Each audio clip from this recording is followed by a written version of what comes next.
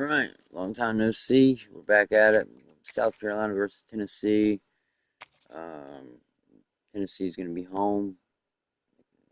And South Carolina's away. And of course, South Carolina.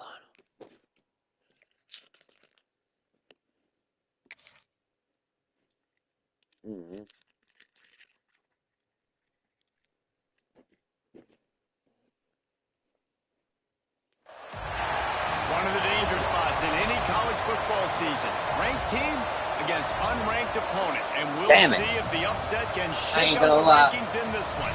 Training was not on my bingo Welcome everyone to the shores of the Tennessee River. Neyland Stadium, home of the Volunteers. As we'll see a squad from the SEC. Tell me you did not just pick South Carolina. Taking on the 12th ranked team in the land, the Tennessee Volunteers. For EA Sports College Football, I'm Reese Davis. David, you already know the answer to that. With me, guys, it's time to get it going.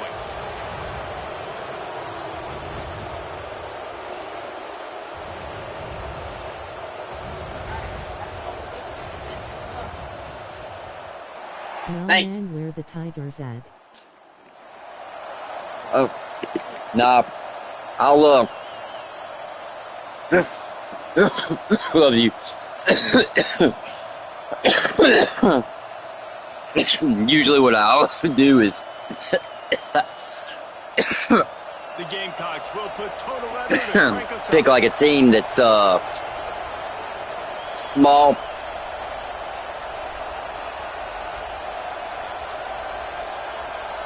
That way we don't have to worry about South Carolina and the Clemson rivalry. But I had already had this started.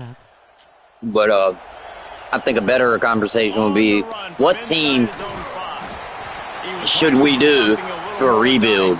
You know what I'm saying? So Tennessee's offense will take the field first. I'm only doing this because it was a highly requested. What words of wisdom do you have for him, Jeff?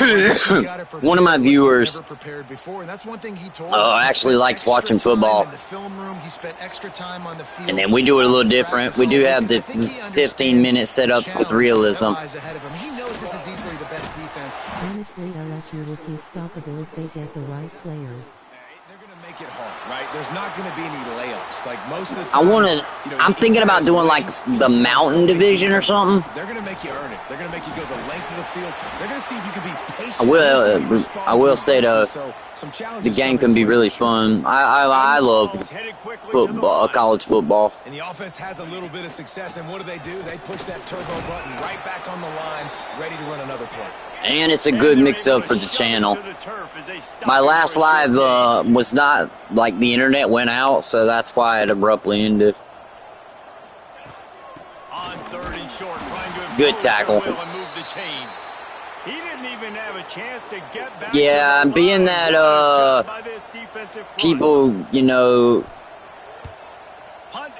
pick one side or the other. 25, I done that, and it makes the game more interesting. Exactly. And then you have like this whole position of rebuild. And so South Carolina's offense taking the field, first chance we have to see them today. And what a performance. And you can play collage and transfer your collage player to NFL on the game. I know, isn't that so dope? It was a great week. I love that. Tape before this game, like you could tell, man, he was seeing it quick. The ball was coming out. This is gonna be a bad game, I have a feeling. And everything's set up for realism, so like, and you start to build on it for this offense and really continue. that right there hurt my feelings. Yeah, me too, pretty dope. His offensive coordinator's trust after that performance, so I'm anticipating the playbook to expand a little bit in this game. Good run. Maybe see some new schemes in the passing game just based on what this guy was able to do the last time he took the field. The offense setting up shop at the 46, 1st and 10. Use the play fake, now to throw.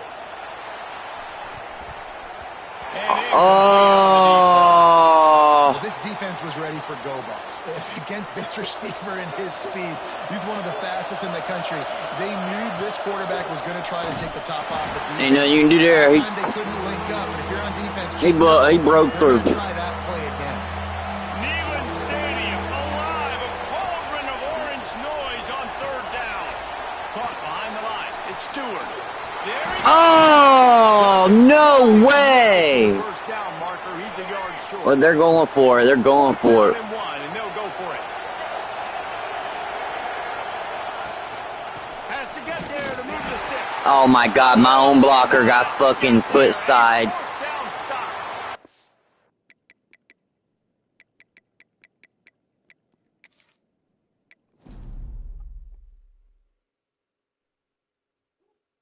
I have an idea.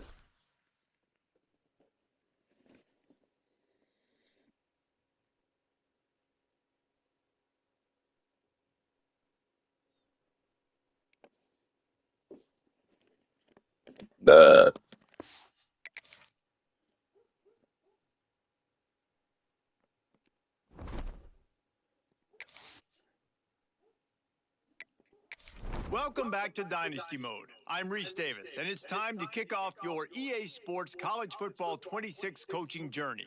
First, select whether you want to play single-player or multi-user. A multi-user dynasty is where you can invite your friends and also import your own custom-created schools through Team Builder.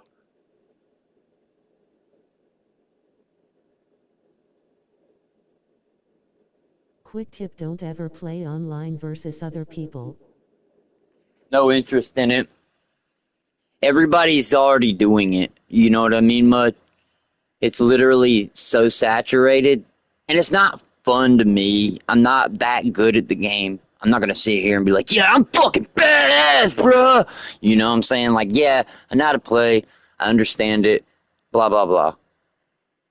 Next, let's choose your rosters. If you're looking for the latest EA Sports recommended roster featuring more than one... Yeah, and it's not fun. BC people try to hard on this game. Hell yeah, they do. Rosters from our original launch with a default roster option. We're going to go with Where default. you can customize your Dynasty experience. Similar to last year, here's where you'll modify your settings from the updated list of available options and customize your conferences, complete with unique rules and protected rivals.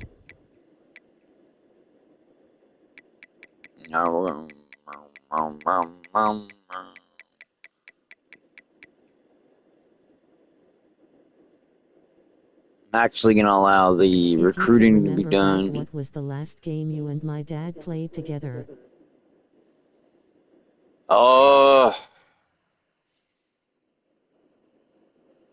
it would have been a long time ago. So it's going to have to be something like from back then. And I'm not sure. To not be a liar, it's going to be probably too hard for me to think. I'll think about it, and if it hits my brain, I'll definitely... I've been gaming for like 2 decades now. This is insane. All right, we'll allow the recruiting. I don't know about progression now. Yeah, we'll be doing that bullshit.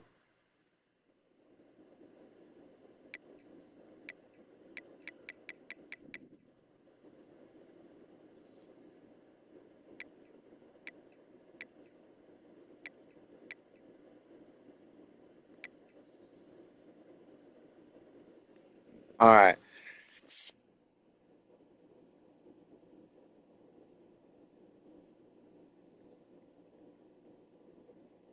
Okay, well. I was just asking BC. I was thinking about me and I him do playing my the due game and how diligence. he I used to know play the with you some. Then voice I of the found out dog about I you, hear, BC, and it's my dog and Wolf. So I didn't want you to let the dogs out or the situation of checking in. Sorry, but not anything will not change. I will be vigilant forever.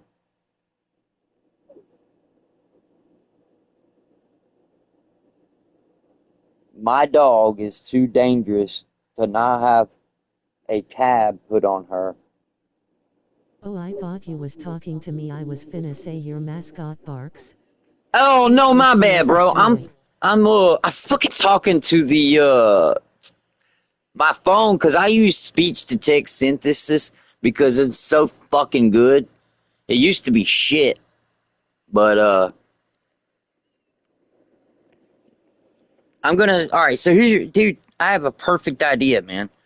We're gonna use the fucking AI because AI is only a good tool for certain things, and it can be super useful if you set it up right. Oh, you good, and yeah, it did used to be shit. Bro, that shit funny as hell. You thought I was talking to you, and I started like thinking back. I'm like, yeah, I bet he was fucking. I'm like, what the fuck is this dude talking about? Like, why is he even saying that? I thought, yo, South Carolina's so cool, bro. Like, as far as like when you look at college, they strategically have like the coolest thing with college when it comes to rivalries. Lol, I'm telling you, I thought you was saying your mascot barks and stuff face with tears of joy. Can you face imagine? with Like, yeah, tears of like, joy. yeah, man, my like the games. What are you? What? Your mascot barks and it's dangerous. Like, what are you talking about? We are putting together a video game. However, we are not concerned No. solely with the video game other than the setup. I will need you to take on a mathematical approach, taking into consideration realism. With that being said, along with realism, tying this into the simulated game. With that being said, try to set up the percentages on a slide bar from 0 to 100. I am going to be setting up a live dynasty on the game College Football 2026. However, the approach of this will be full length 15-minute quarters, giving a complete and different simulation.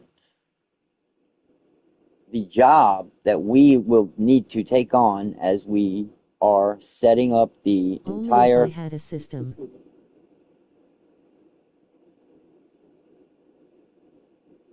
system update. This will need to be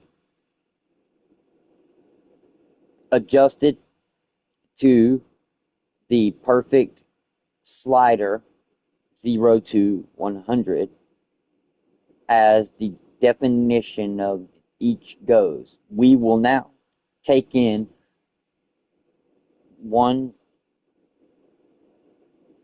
question by one. I want you to concisely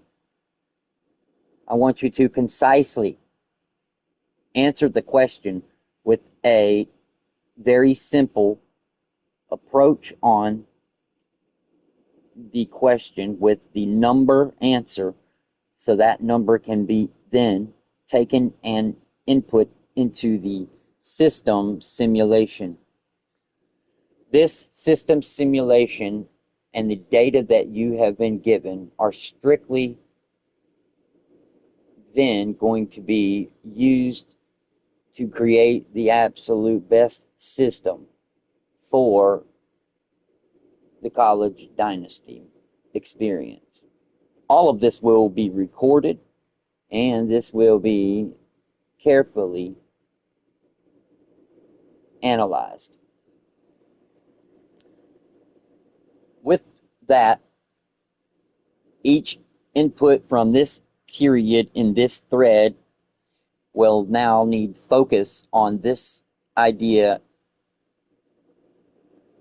as well as the idea. I will read you the overall name, and I will then read you the definition that is given to me by the system.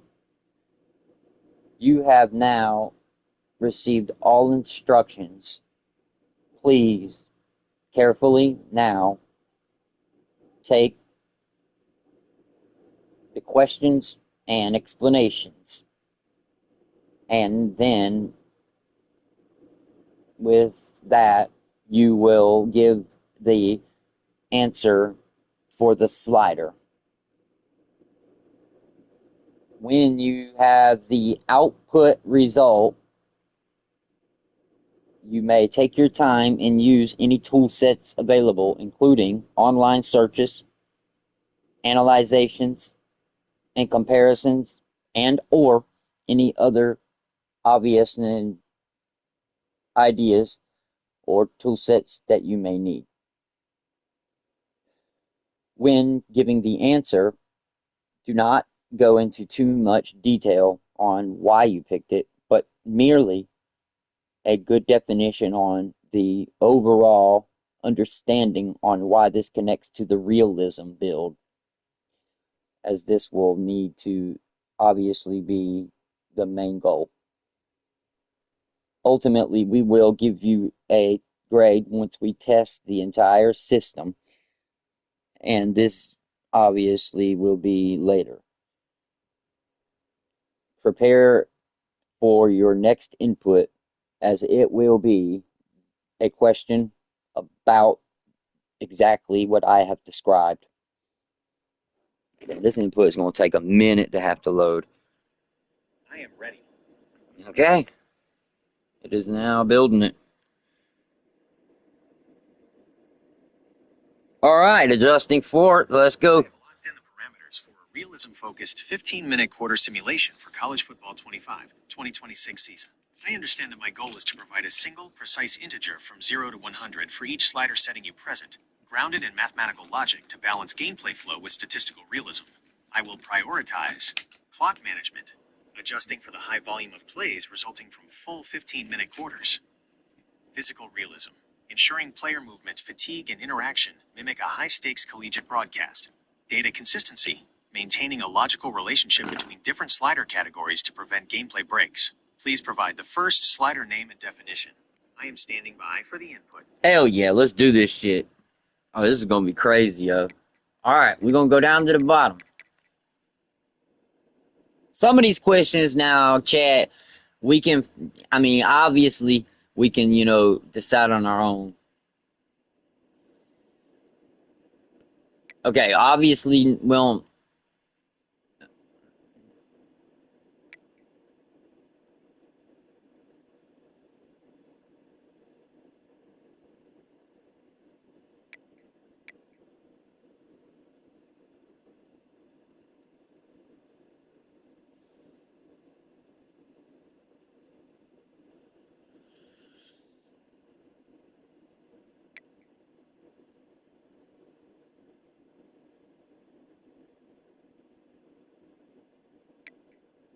okay, so far, so good.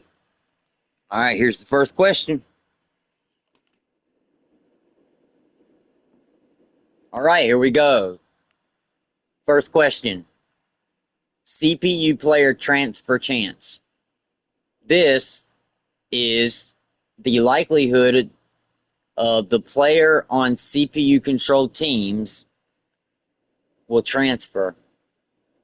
A value of 0 will mean that no players will ever transfer, and a value of 100 gives the players the actual highest chance of transferring. Take your data, reasoning, and logic, compare it, and give the best slider answer.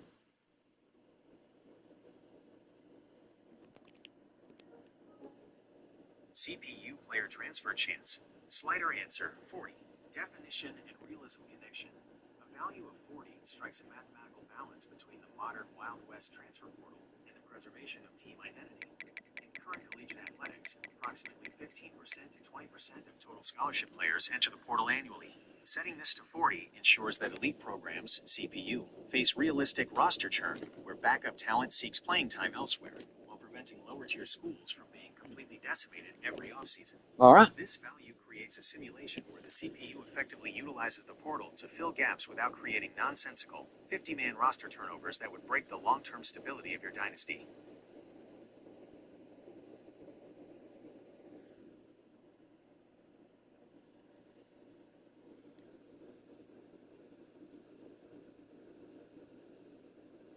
Let's move to the next one.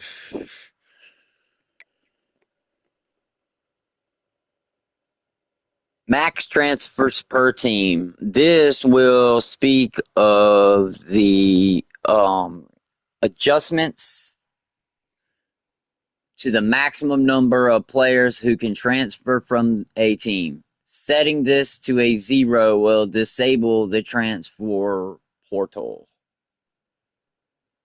What is it that we will do for this? Max transfers per team. Slider answer, 15. Definition and realism connection. A value of 15 is the Goldilocks number for modern roster management. While recent real-world data shows some programs losing over 20 players, the average for a healthy FBS program stabilizes around 12 to 15. Perfect. Next is in-game healing reserve pool. The in-game healing reserve pool. Move this slider to the right to increase the amount of wear and tear and recovery possible in a game. All right, this one's going to be more interesting. So you're going to need to look at, obviously, a subjective idea, but there's got to be some analytical data with this. Take the best approach with math, logic, and reasoning, and then look at what you need to do to plug those in. I call this the fork effect. Stab it and figure out the best way to feed it.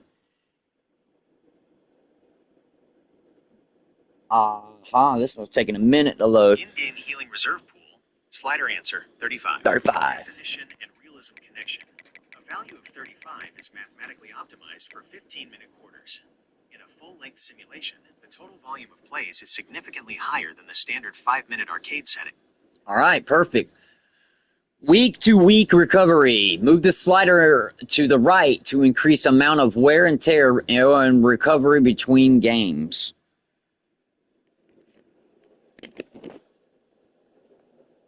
Week-to-week recovery. Slider answer, 75.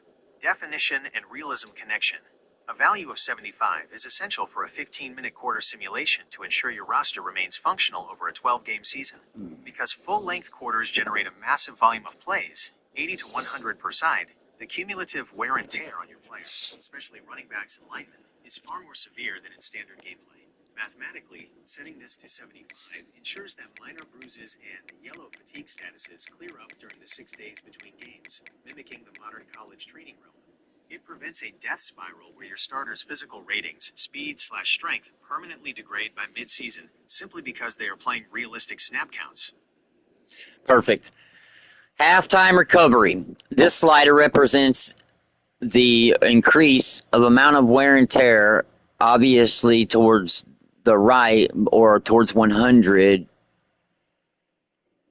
So it says move this slider to the right to increase the amount of wear and tear recovery at halftime. So this is how much you would recover at halftime. 0 to 100. So a recovery.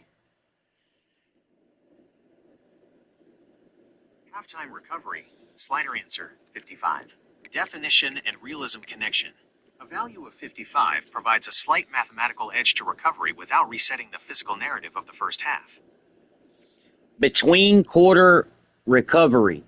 This represents the amount of wear and tear recovery between quarters. So what do we represent here? Between quarter recovery. Slider answer, 20. Definition and realism connection. Yep. A value of 20 is mathematically necessary to reflect the short duration of the break between quarters, typically only. Okay, up next we've got the per timeout recovery. Move this slider to the right to increase the amount of wear and tear recovery during the timeout.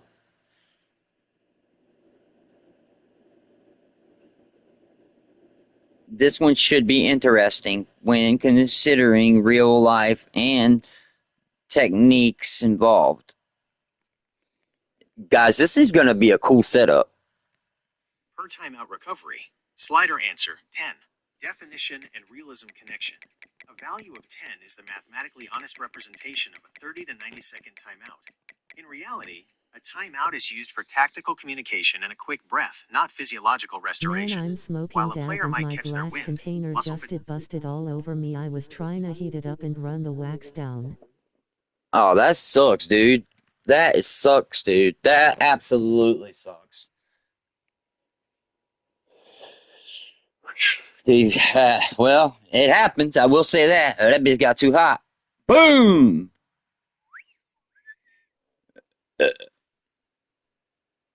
All right. Per play recovery. This will represent the wear and tear recovery between the normal tempo plays. So this moving it to the right increases the amount of wear and tear recovery.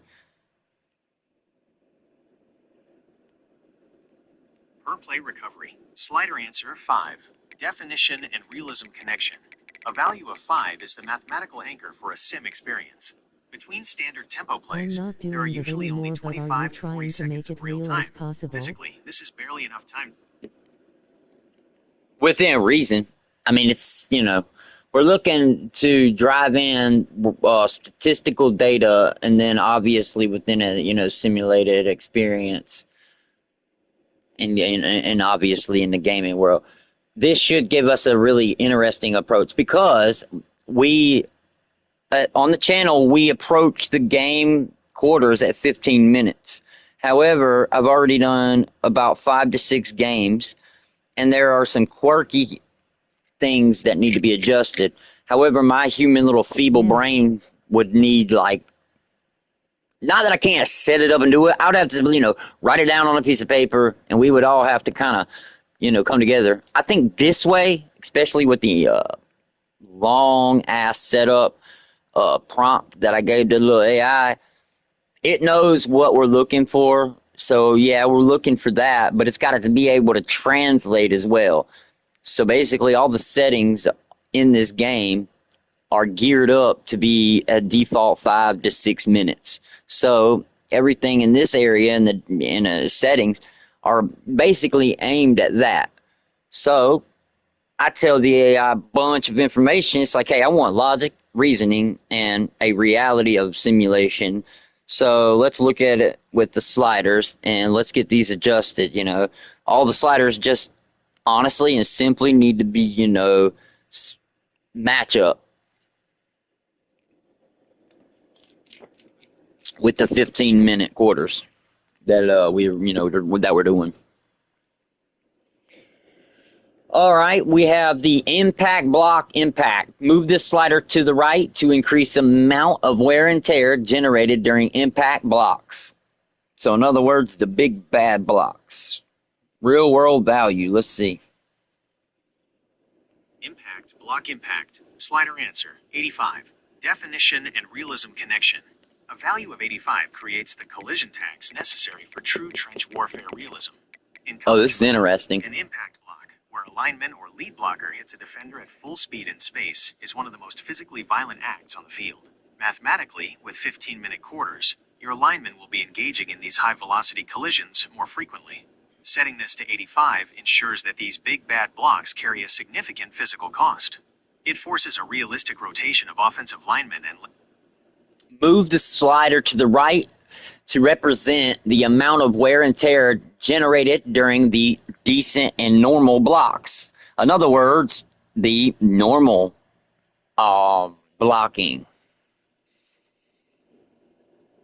normal block impact. Slider answer 50. Okay. Sack impacts. This slider represents the increased amount of wear and tear that will be generated during these sacks. This one's important. Sack impact. Slider answer 90. Ooh, 90. Connection. A value of 90 reflects the high-risk nature of a quarterback being hit while stationary or in mid-throw. Mathematically, a sack is the most concentrated force-on-player event in the game. Unlike a running back who can brace for a hit, a sacked QB is often blindsided or driven into the turf with the full weight of a 300-pound defender. In a 15-minute quarter simulation, QBs will drop back significantly more often. Setting this to 90 ensures that every sack taken has a high probability of causing immediate wear and tear or significant stamina depletion. This forces the user and the CPU to value the throwaway mechanic and quick progressions. It turns the pocket into a dangerous environment where This will also enable us to do some interesting things with this, like as far as the stats. This is going to make things a lot more interesting. Okay, we have the defender tackle advantage impact. Here, this represents the increase of wear and tear generated when a tackler has the advantage due to actual physics and momentum. Ooh, this one's going to be interesting. So, obviously, 0 to 100. What is the wear and tear generated? So basically, how much effect does it have? All right, good luck. This one's interesting. Defender tackle advantage impact. Slider answer 70.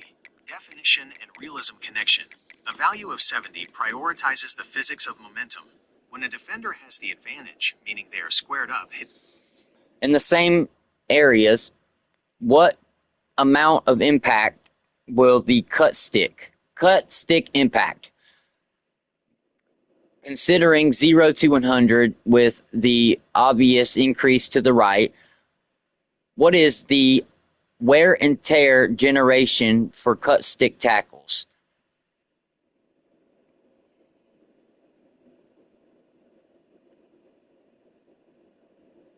cut stick impact. Slider answer 80. Definition and realism connection. A value of 80 accounts for the high injury risk associated with low target, high velocity collisions. In real-world football, a cut stick, aiming for the knees/lower extremities, is one of the most physically jarring events for both the ball carrier and the tackler due to the sudden stoppage of momentum and the concentration of force on vulnerable joints. Okay, up next we have the hit stick. Let's represent the slider increase for how much wear and tear will it generate when hit stick tackles are performed. All right, let's see what we have. This should be good. Generate off of obvious reason, logic, and the obviousness of what we are aiming to do. Hit stick impact. Slider answer 95. Damn! Definition and realism connection. A value of 95 represents the maximum physical threshold for intentional high-velocity collisions. The hit stick is not a fundamental tackle. It is an attempt to use the body as a projectile to dislodge the ball or punish the opponent. In real-world football, these trucking hits are the primary source of immediate trauma and significant fatigue. Mathematically, in a 15-minute quarter simulation, players are involved in a massive number of collisions. Setting this to 95 ensures that a successful hit stick is a game-changing event. Excellent. What is the catch tackle impact? This will represent the slider that will increase the amount of wear and tear generated from the tackles that take place immediately after a catch. This would be represented by the catch tackle impact. What number would this be on the slider scale? Catch tackle impact. Slider answer 65.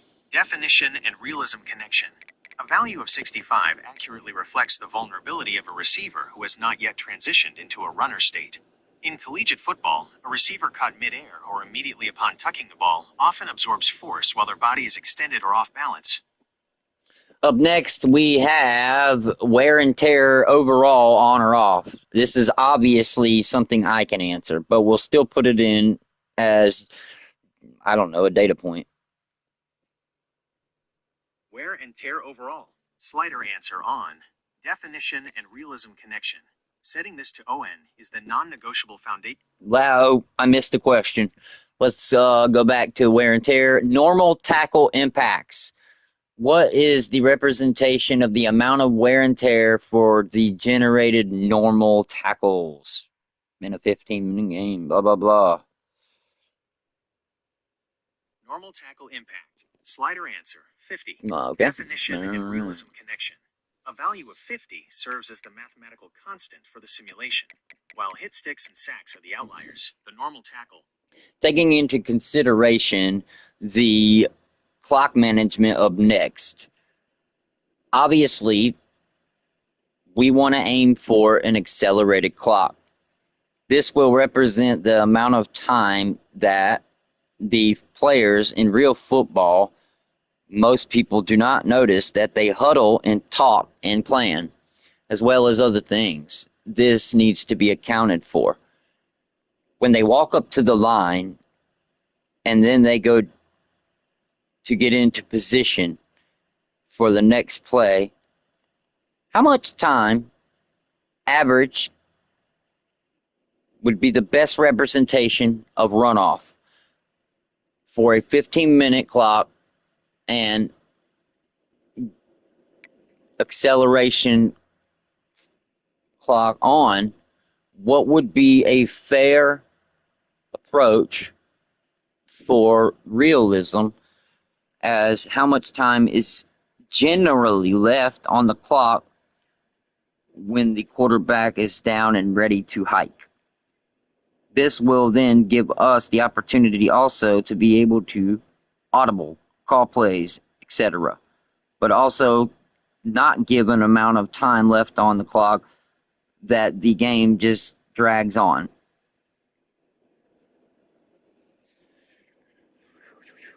Accelerated clock, minimum play clock time. Slider answer, 20. Definition and realism connection.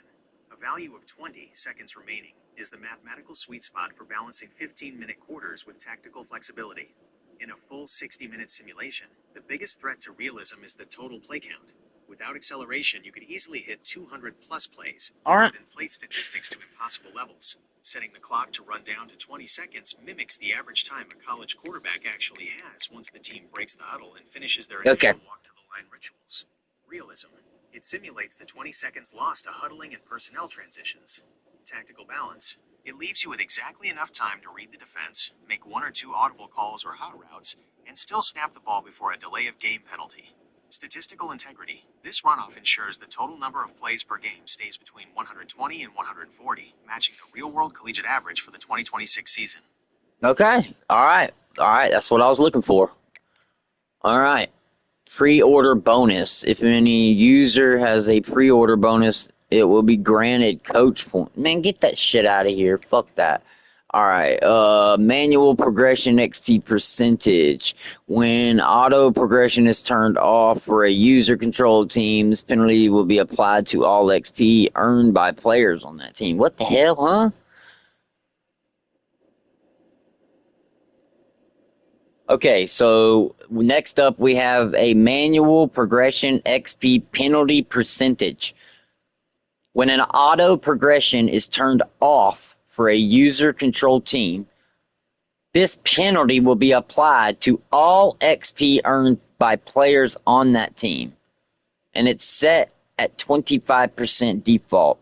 I don't even know what this stands for, but obviously you will be able to set this to represent what we are doing with the 15-minute realism approach. Manual progression XP penalty. Slider answer, 0. Definition and realism connection. A value of 0, removing the penalty entirely, is the mathematically correct choice for a realism-based dynasty. This setting exists as a tax by the game developers to discourage players from cheese-pumping specific stats to force level their players. However, in your 15-minute quarter simulation, we are already governing player growth through on-field performance and volume by setting this to 0. Okay, cool. Player edit permissions. Okay, up next we have player edit permissions. This setting controls whether or not a league member can edit player ratings on their team, regardless of the setting. Only commissioners can edit players on other teams. Don't even think any of this may even matter, but we're still going to put it in. Player edit permissions. Slider answer, commissioner only. Definition and realism connection. For a 15-minute quarter simulation, maintaining the integrity of the data is paramount. Allowing individual league members to edit player ratings. Up next, we have Coach XP speed settings. There are normal, faster, fastest, slowest, slower, and back to normal, which is the default. What is it that we will need for this?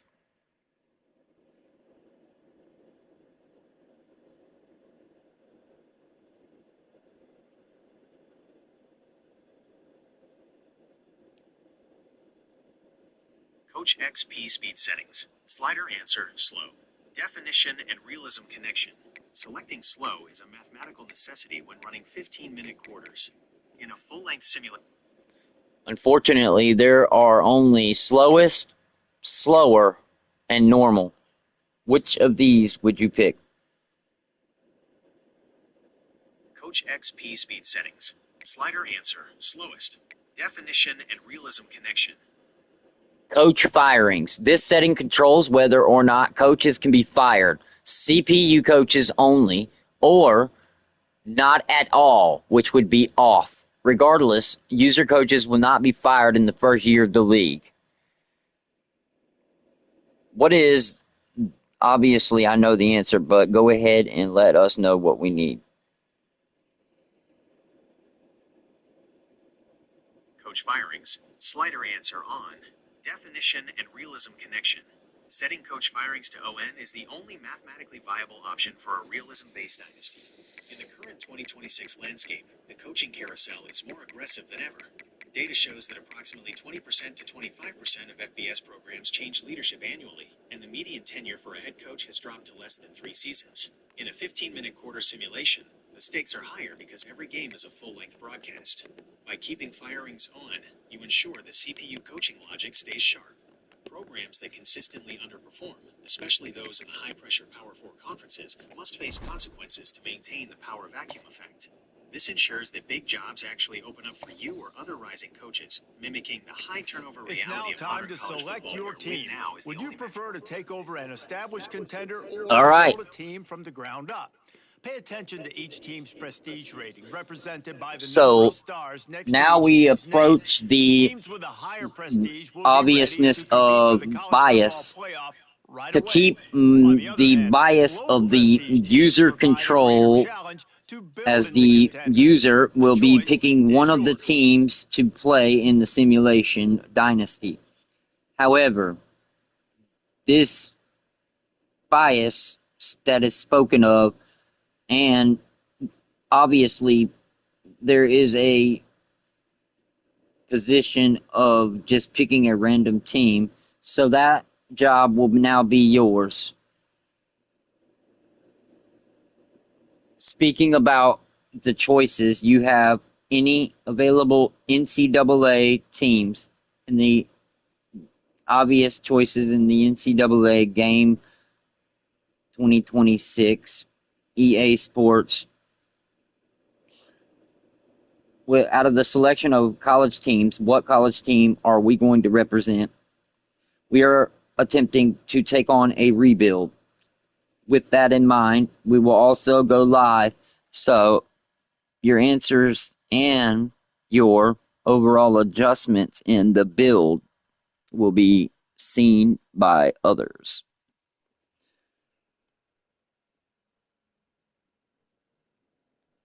The selection, Kent State Golden Flashes. To Who? achieve the absolute best system for a live broadcast and a true realism-focused rebuild, Who the I have fuck? selected the Kent State Golden Flashes. Mathematical logic for selection.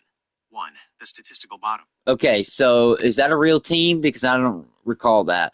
And if so, are they in which ACC, Big 10, Big 12, American, Conference USA, Independent, Mid-America, Mountain West, Pac-12, SEC, or Sun Belt?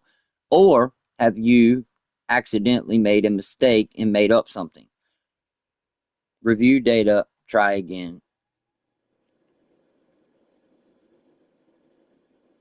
The selection, Kent State Golden Flashes. To be clear, Kent State is a 100% real program. They are a Sunbelt, member I of the think. Mid-American Conference, MAC, often referred to Oh, as okay. Action. The facts. Location, Kent, Ohio. Conference, MAC, Mid-American Conference. Stadium. My apologies. I didn't never heard of them. Good choice. This obviously is, I don't even know. All right, we're going to pick them. They are a one-star team in the game. 64 overall, 64 offense, 64 defense. They have an offensive scheme of the spread and have the defensive base scheme of 4-3. Time to figure out where on the coaching staff you now for the fun part. Here, you'll create a coach of your own or select an existing one. Are we taking If on your a plan is to dynasty create a approach custom of coach, you the, can oh fully my, customize your someone new coach's has taken appearance, over, and then backstory, and create a starting whole skills. identity? If you're Or going are for we an taking the existing coach, simulation EA route of Sports just College keeping Football realism 26 real has as more than possible 121 with real head going with the coaches coach and more Aaron than Watson? 190 real coordinators to choose from. All existing coaches come with an established set of skills and team bonuses to begin your journey with. With either option, you'll earn coach points that can be used to unlock unique skills for both. Congratulations. It's time to sign your first coaching contract. Now pay attention to the expectations of the role. Failing to meet the university's expectations will land you on the hot seat and potentially looking for a new job when the coaching carousel rolls around.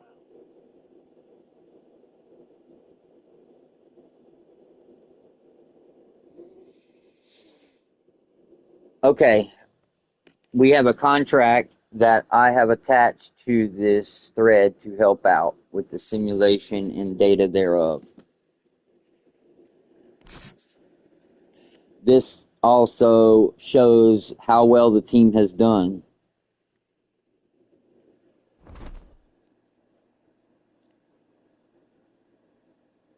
All right, we made it. We are now starting off.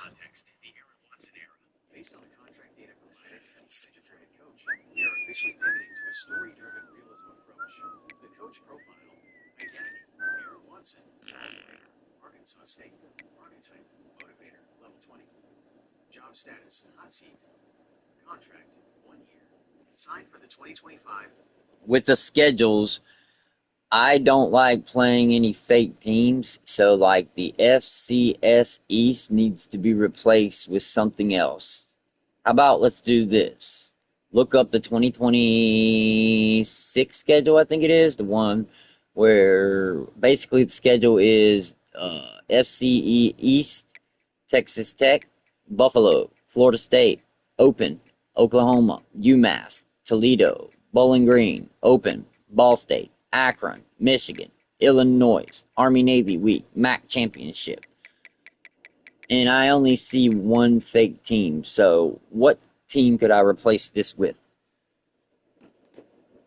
In the real-world 2026 schedule for Kent State, the team you are looking to replace, FCS East, is actually Wofford College. The realism replacement, Wofford College, mathematically and historically, Wofford is the team that fills that slot in the actual 2026 Kent State schedule.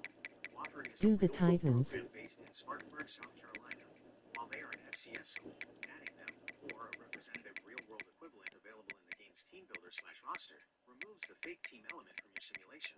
The 2026 Aaron Watson schedule, based on your All right, we'll do that if I can't find them, schedule data. Here is the verified lineup. or if they don't have them. 1. But I think they may. At South Carolina. 2. Week 2. Wofford, replacing FCS East. 3. Week 3 at Ohio State. 4. Week 4, Ball State. 5. Week 5, Ohio. 6. Week 6 at Western Michigan. 7. Week 7 at USF, South Florida. 8. Week 8, Akron. The Wagon Wheel Rivalry. 9. Week 9 at Sacramento State. 10. Week 10, BYE. Wait, 11. what Week is 11 that? at Bowling Green. 12. Week 12, Miami. OH. 13. Week 13 at Eastern Michigan. 14. Postseason MAC Championship, if qualified. Why Wofford? In a 64 overall simulation, Wofford represents a must-win game for Coach Aaron Watson. Mathematically, this is the only game on the schedule where your team might actually be the statistical favorite. Losing this game would likely push your hot seat status to the breaking point immediately. System update. I have logged Wofford as the Week 2 opponent to ensure 100% real-world accuracy for the stream. Are we ready for the next slider or schedule adjustment? There they are. Wait, that's not it. Are they the Demon Deacons from Wake Forest? No, that ain't it.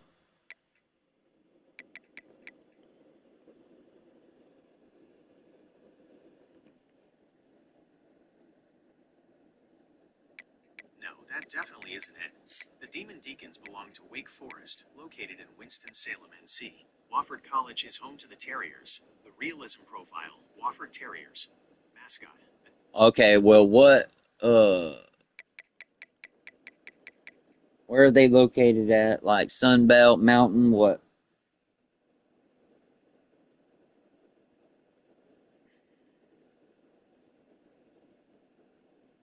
Wofford College is located in Spartanburg, South Carolina.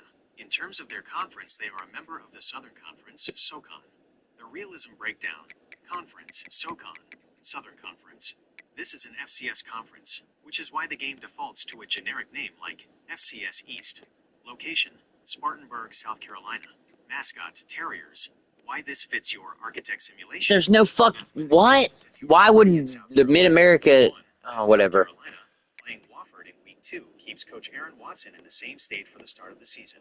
In a 15-minute quarter simulation, this game acts as a statistical baseline. If your 64 overall Kent State teams... I don't think that they're available. Check the overall availability of teams in the 2026 college football game.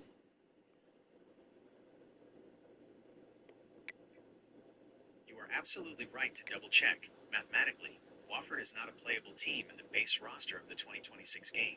The game only includes the 134 FBS Football Bowl subdivision programs. Wofford is an FCS program, which is why the game defaults to the FCS East placeholder. Since we are avoiding fake teams for your realism build, we have two options to fix this. Option 1, the Team Builder Swap, recommended. If you are connected to the server, you can use the Team Builder feature to search for and download a user-created Wofford Terriers team. The community usually builds these with high-fidelity logo. Okay, well, let's just pick a random team. Which one did you say?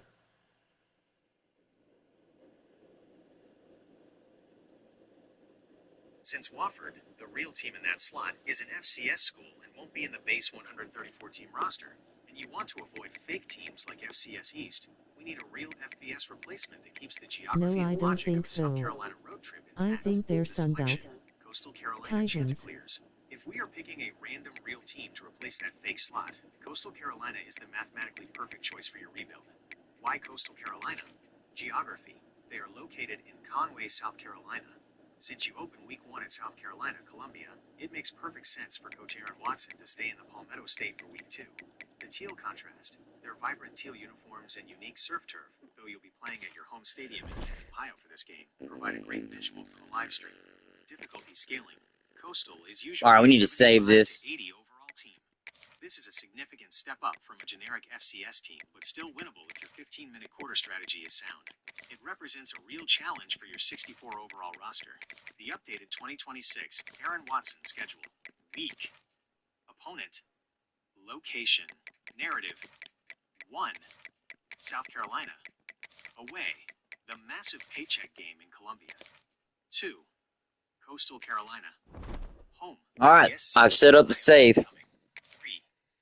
Ohio State. Away. Survival mode against the powerhouse. 4. Ball State. Home. MAC conference play begins. Identity check, the hot seat factor.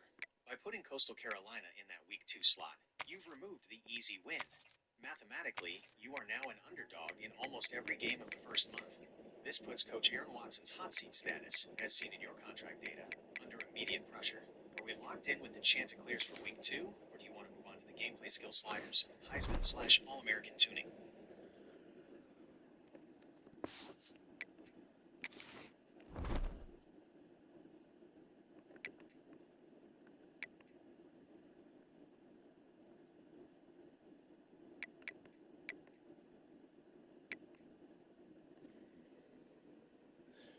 Do you think that we need to go into sliders and set up each of these?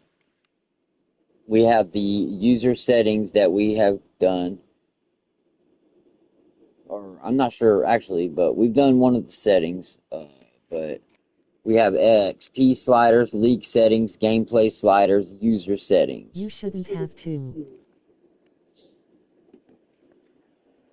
Well, I might have to in a certain degree of things. Absolutely. To make the Kent State Aaron Watson rebuild truly feel like a professional broadcast and a grade A simulation, we we need to calibrate the remaining 4 pillars of the game's engine. Let's do this. Start on the league settings. We have done those. This has been finished. You can knock this off as this was what we did in the beginning. We will now move to XP sliders. XP sliders, the slow burn calibration. Since you are playing 15-minute quarters, your players will participate in roughly 120 to 140 plays per game. On default settings, 100%, the sheer volume of stats, tackles, yards, touchdowns, would cause your 64 OVR roster to jump 10 plus points in a single season, which kills the rebuild realism. To keep the Kent State Aaron Watson rebuild grounded, we are going to apply a slow burn reduction. This ensures that a player reaching star status feels earned over multiple seasons. The XP progression. All right, we got to go 70, 75, logic and mathematical reasoning. 85, 70. QBs in a 15-minute spread offense rack up massive yardage. 75. 90 OVR by year 2. Halfback. 75. High volume carries in a full-length game generate too much XP. All right, offensive line, realistic. fullbacks. Tight end. 85. TEs develop slower naturally. This slight dip keeps them in line with the WRs. Wide receiver. 75. In a spread scheme, WRs get a lot of targets. 75 ensures only true breakout stars rise quickly. Offensive line. 90. O-line is the hardest to level up. Since yours is 64 OVR, they need a bit more XP to survive the sack impact. 90, we said earlier. Defensive line. 80. Prevents your 4-3 front from becoming sack masters too early in the rebuild. Let's do it like this. When referring to the fullbacks, tackles, guards, and centers, then we would look at it as edge defenders, defensive tackles, middle linebackers, outside linebackers, corners, free safeties, strong safeties, kickers, and punters.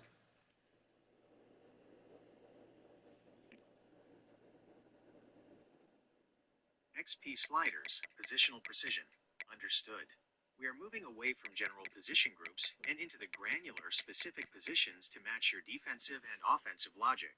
Since we are using 15-minute quarters and a 64 overall Kent State roster, we need to be extremely careful with these numbers. If we don't lower these, a single sack-heavy game for your edge defenders or a high-tackle game for your free safety will result in unearned attribute bloat. The Architect Positional XP Grid. Position category. Specific position. Slider value. Realism logic for 15-minute quarters. Offensive line. Tackle/guard/centers. 95. These are the hardest to level up. You need them to grow slightly so your 64 OVR QB doesn't get killed, but 95 keeps it slow. Backfield. Fullbacks. 100. FBs get so few touches and stats that they need 100% just to maintain their ratings. Edge defense. Edge defenders. DEOLB. 70. In a 4-3, your edge guys will rack up pressures and Outside linebackers. 70. Prevents them from becoming All-Americans too fast. Cornerbacks, 85. Defensive tackles. 80. DTs are the anchors. Free 80 allows them safeties, to grow in 80. strength without becoming unblockable monsters. Strong safeties, 80. 75. The MLB Kickers and punters, 110. 75 keeps their XP inflation in check. Outside field. Outside linebackers. 75. Up next, we have our gameplay slider. Gameplay sliders for realism, obviously with the 15-minute quarters in mind. This will be sliders on adjusting the accuracy or player skill of each individual. We will be focusing on quarterback accuracy, pass blocking, wide receiver catching, run blocking, ball security, pass defensive reaction time, interceptions, pass coverage, tackling. These will all be based on player skills.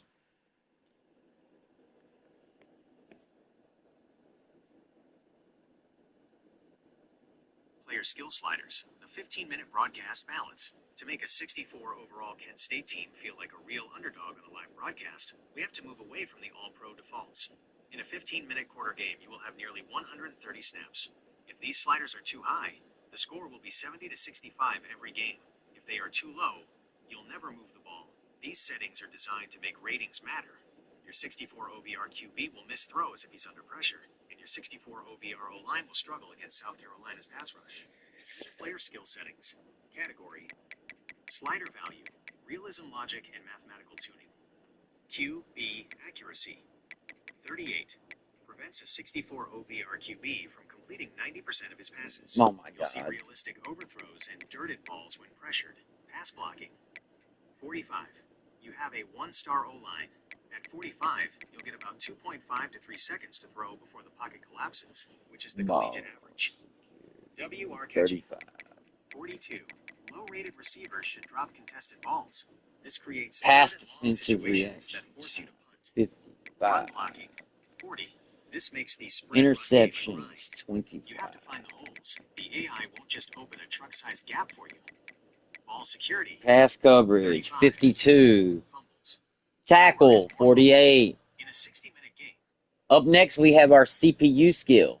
This focuses on the CPU and the sliders that affect their accuracy. Theirs will be the same as ours from the following: quarterback accuracy, pass blocking, wide receiver catching, run blocking, ball security, pass defensive reaction time, interceptions, pass coverage, tackling.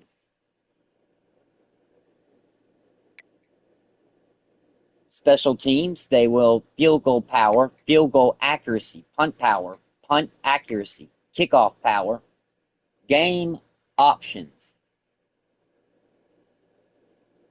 Actually, we will wait and we will do the ones for the CPU that we've just mentioned.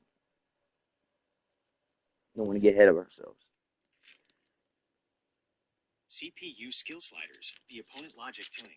To ensure your 64 overall Kent State squad faces a realistic challenge, we must tune the CPU to play like actual collegiate athletes, not perfect robots. In a 15-minute quarter simulation, the CPU will have more time to exploit your weaknesses. These settings ensure the CPU makes human-like mistakes while still posing a threat to your hot seat coach, Aaron Watson. CPU skill settings. Category. Slider value. Realism, logic, and mathematical tuning. This should be crazy interesting to see. Accuracy. 42. Not many people do these Slightly higher type of than yours. adjustments. 38. To account for your 64 rated defense. They will still miss deep balls, but elite QBs like South Carolina's will be dangerous. Pass blocking. 48. This ensures the CPU pocket holds up long enough for plays to develop, but still allows your 4-3 defense to generate pressure. WR catching. 45. Keeps drops in the game for the CPU. In a full game, you should see 3 to 5 drops from an opponent, which mimics real-world catch rates. Pass coverage. Run 52. blocking. Tackling. 55. The CPU 45. often struggles to find holes. Setting this to 55 gives them the help they need to be a legitimate threat on the ground. Ball security. 40. Fumbles. Pairs with your hit stick. 95. It makes the CPU susceptible to fumbles during high-velocity collisions. Pass defensive reaction time. 52. Prevents the CPU from having psychic reactions to your passes. You can still fit balls into tight windows if your timing is right. Interceptions. 25. Prevents the CPU from catching every errant pass. Drops by the CPU secondary are essential for a realistic broadcast feel. Pass coverage. 52. Ensures the CPU defenders play their assignments properly without being sticky to your receivers. These sliders affect both user and CPU. This is game option sliders, injuries, fatigue. We'll go one by one actually, and this way you will have the highest possibility for the analyzation from the realistic, obvious stats from real world college football, as well as the input of obviously doing this in a simulation with 15-minute quarters in the game college football 26. So let's focus on injuries. The injuries will be representation of the modifying the overall chance of injuries in game. Obviously, 0 will make no injuries and turn them off, while obviously 100 will be insane. or the most that you could go.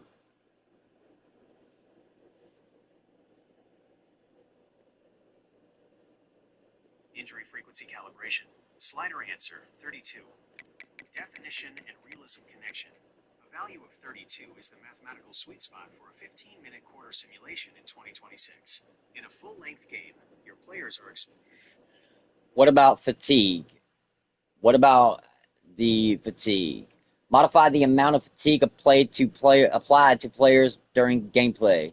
A lower value means the player will fatigue slower. Higher value will be faster.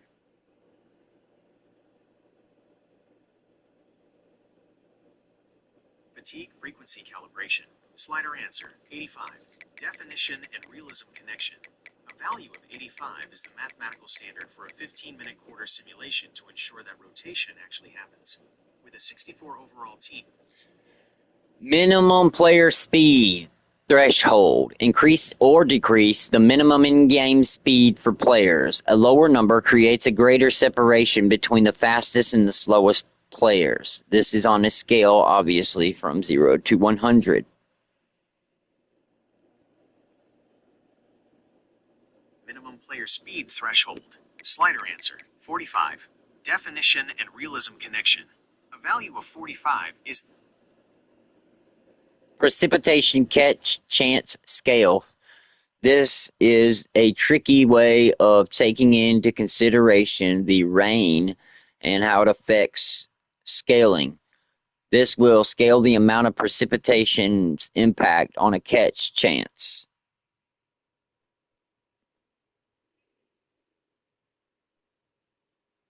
precipitation catch chance scale. Slider answer 70. Definition and realism connection.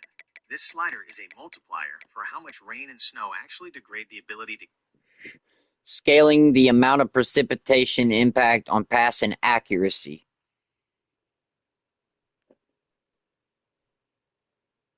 precipitation pass accuracy scale. Slider answer 65.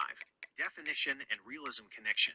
This slider dictates how much rain or snow disrupts the ball's Precipitation pass strength scale. This represents the amount of precipitation effect on the impacting of the throw power.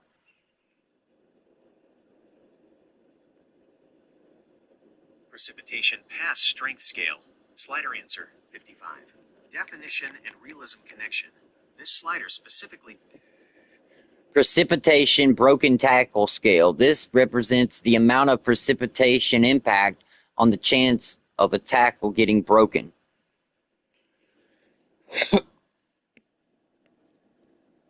precipitation broken tackle scale. Slider answer 65. Definition and realism connection. This slider Precipitation accuracy kicking.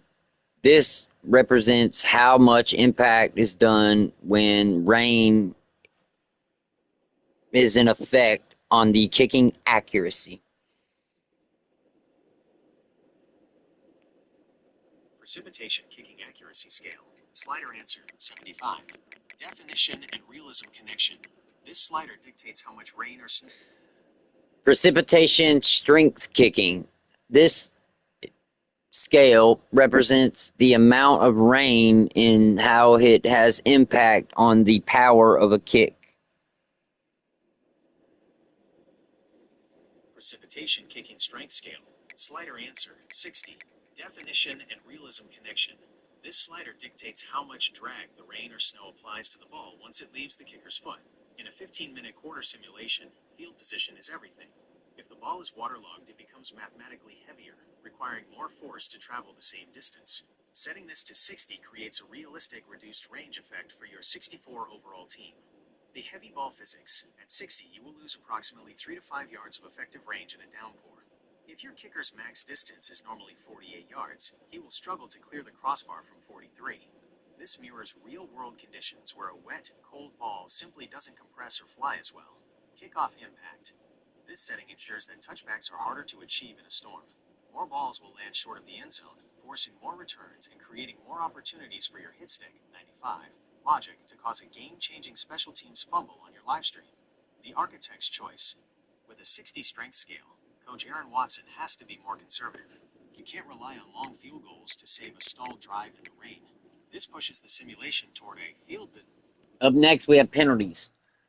This is offsides. Offsides modification base chance per play for the CPU defenders to go offsides. This also includes neutral zone infractions and encroachments. Frequencies at normal settings is based off actual CFB data. Let's let the AI decide what is the best.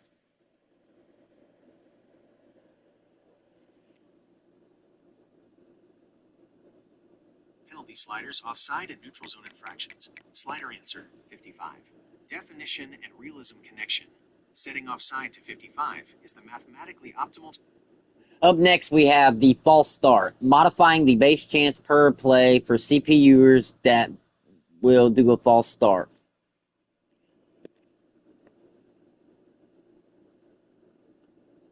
False start penalty calibration. Slider answer, 95. Definition and realism connection. Setting false start to 95 is a strategic architect move for a 64 overall rebuild like Kent State. While 95 sounds extreme in the 2026 engine, this slider acts as the line discipline modifier. For a one-star team with low awareness and discipline ratings, the offensive line should be prone to crumbling under pressure. The mathematical logic for the 15-minute simulation. The discipline gap. At 95, your young Kent State linemen will struggle in hostile environments, like your Week 1 game at South Carolina or Week 3 at Ohio State. Looking at the entire simulation of Dynasty, not just one game, we are looking at the overall penalties. Next, we have the slider scale for holding. This will be the representation that modifies the base chance per play for an offensive holding to occur. Unstoppable. Frequencies will be normal. Not really, bro. This is going to set it up to be like way realistic. I don't even know what. This is going to be crazy. Definition and realism connection. A value of 58 for offensive holding is. This is the base chance per play for face mask penalties to occur. It's going to be interesting as hell. I'm all this work's going to be interesting. Face mask penalty calibration. Slider answer, 81. Definition and realism connection. A value of 81 for face mask is the perfect aggression modifier for your 15. Defensive pass interference. This is the modification base chance per play for defensive pass interference to occur. Defensive pass interference, DPI, calibration. Slider answer, 58. Definition and realism connection. A value of 58 for defensive pass interference serves as the ball hawk logic for your 64 overall Kent State secondary. In the 2026 engine, this slider acts as the coverage aggression versus discipline toggle. Since your DBs are lower rated, they often lack the awareness to time their break on the ball perfectly. The architect logic for the rebuild, the hand-fighting logic. At 58, your defenders will be more physical at the catch point. Because your pass defensive reaction time is set to 50. Illegal block in the back. This is the modification base chance per play for illegal blocks in the back to occur.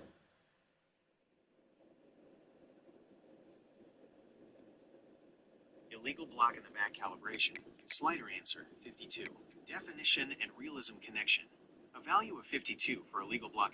Let's look at the modification timer between the throw and the quarterback hit. This is roughing the passer when contact occurs that knocks the quarterback to the ground after the throw.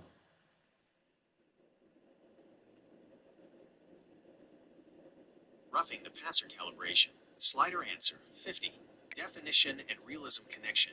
Setting roughing the passer to 50 default is the most effective choice for a high-intensity simulation. In the 2026 game engine, this slider acts as the pass rush finish logic. While it governs the frequency of flags for hitting the QB late, it primarily dictates how the AI defensive line behaves once the ball is. Up next, we have user settings.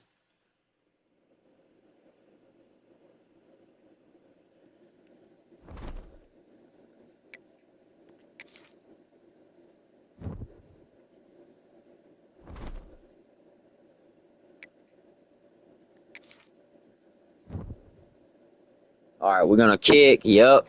All right.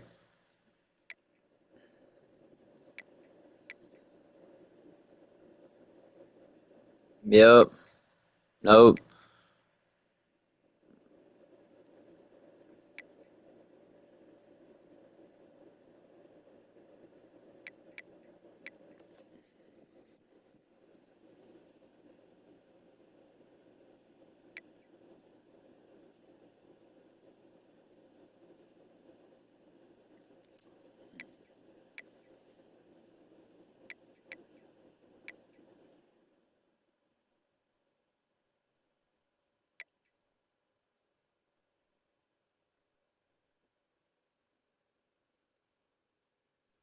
I don't even know what none of that even is.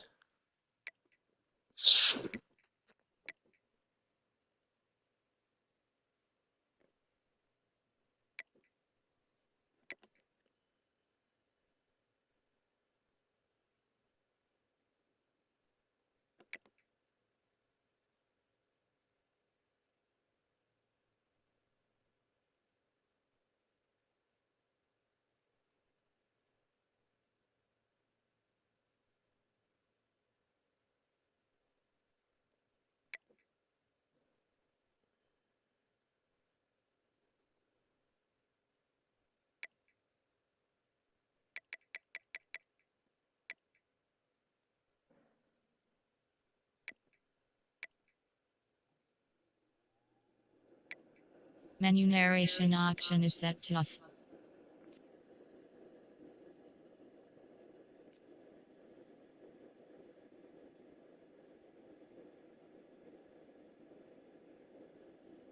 The hell?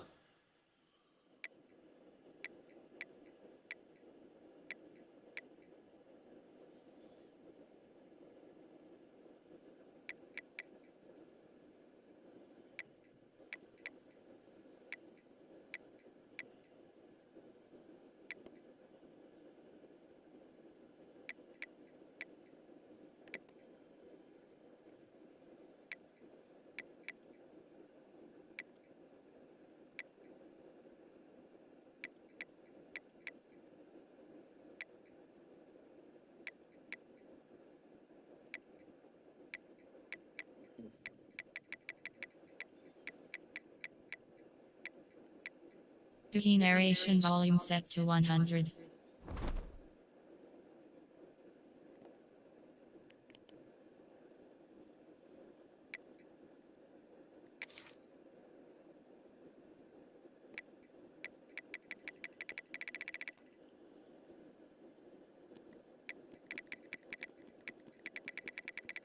Look at all those celebrations. I didn't even know you could do all those.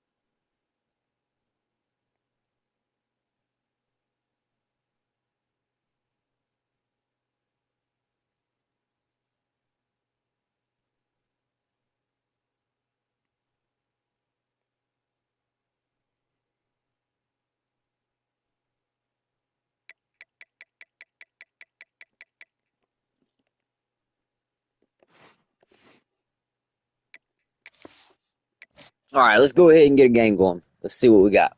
This everything's set up. And I know y'all been waiting on to see what happens. So we took about an hour lunch one. Yeah, dude, just took an hour and a half to set up. But others can, if it ends up working, we can use this as the 15-minute setup. All right, our first week is a bye week, so bye-bye.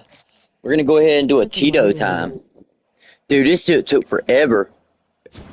But we went through every individual setting and basically recreated it. So we'll see what happens, dude. We might get our asses whipped. We about to get whipped by Carolina probably, but let's do it. All right, dude. Let's see what Coach Anderson got, dude. Oh, it's Coach Aaron Watson, dipshit. All right, Watson, let's see what you got, buddy. This is what we all been waiting for. Welcome to Tito.tv. We're going to get busy with a brand new one. This one, since I'm from the state of South Carolina, it's best us get a small team to rebuild. Welcome to the 15-minute quarter realism. Let's get it. Go Golden Flashes, baby. We're going to be facing off against the Complete Earth.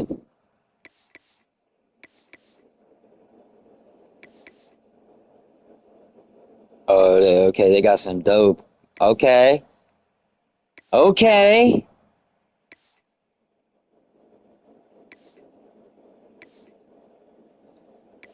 Got gray, we got baby blue, got the white, got the black, and we got the gold. Let's go. Dark blue as well, navy or whatever you want to call it. Okay. Navy, gold, white, black, white too. All right. Shit. Tito time. And while we take a Tito time, let's go ahead and Mud or whoever speaks up. What are we going to do? What we doing? All gold, all black, black, white. What we going for, folks?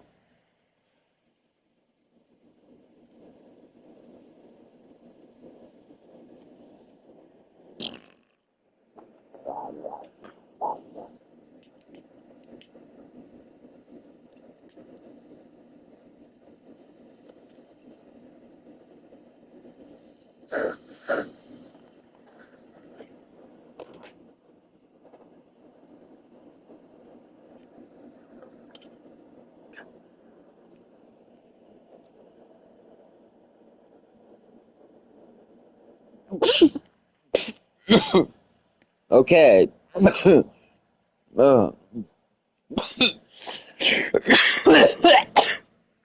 All right, well.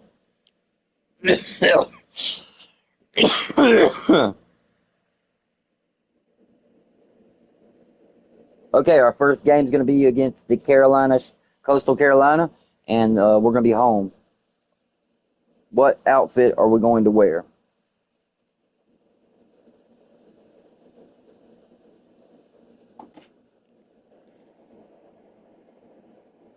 For the Week 2 home opener against Coastal Carolina, we need to set the tone for the Aaron Watson era with a look that commands respect on the broadcast. Since Kent State's primary colors are navy blue and gold, and you're the home team, here are the 3 best architect choices for your uniform combination. 1. The traditional power, classic home, helmet, gold, high gloss. Jersey, navy blue, pants, gold. Logic, this is the iconic Kent State look.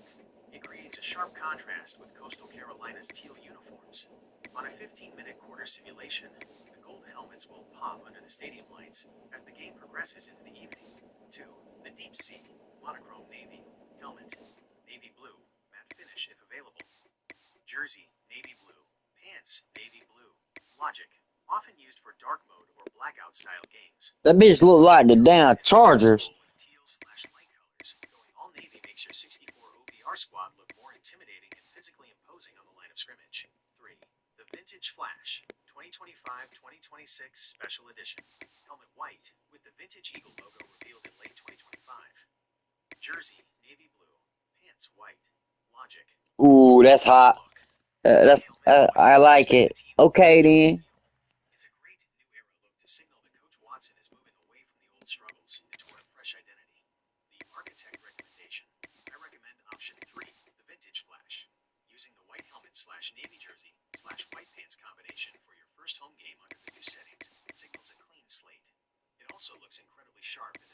2026 graphics engine when the precipitation scales we said earlier, rain/slippery conditions. We're going to put them in the all white.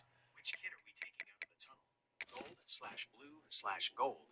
All right, we took the complete full approach with the all navy with gold out trimmings. And Coastal Carolina went with all white. So that way there'll be an opposite pop. The fuck? Okay. So we are now taking the navy approach. It's going to look good. Welcome to Kent, Ohio, and Dick Stadium, home to the Golden Flashes of Kent State. And while to some it may seem like a small blip across the college football landscape, this place has been the home to legends. Let's do it. Lambert, Edelman, James, Holtz, and of course, Saban. We've got a terrific matchup for you today, rich in pageantry and tradition, and it ought to be a fantastic clash. Let's go see a squad from the Sun Belt, the Coastal Carolina Chanticleers, taking on a team from the MAC, the Kent State Golden Flashes. For EA Sports College Football, let's see what it does. Joined here in the booth by Let's David do what it do. Jesse Palmer. And guys, let's get this thing started. Fielded in the end zone, it's Simpkins. Good tackle. All right, now we got something that the whole chat can get behind. We're going to be rebuilding Kent State. I don't know nobody on here neither. Some extra attention, it could really help get this offense going. Now, and you need that playmaker out wide. All right, Ohio, stand the fuck up. Let's go. How do you make them louder, bro? I ain't trying to get loud. Okay, then. Oh, yeah, okay. Yeah, What's the flag? This guy's winning the Bolitnikoff award necessarily, but you're right, David. When he's one-on-one, he should be able to win those matchups. And based on how take it back, baby, take it back. Should feel really good and really confident when he throws his way.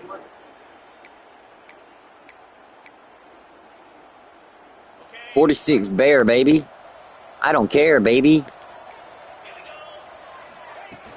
From the shotgun, the handoff to the back. Good tackle by me. For a couple, they'll mark it at the 10.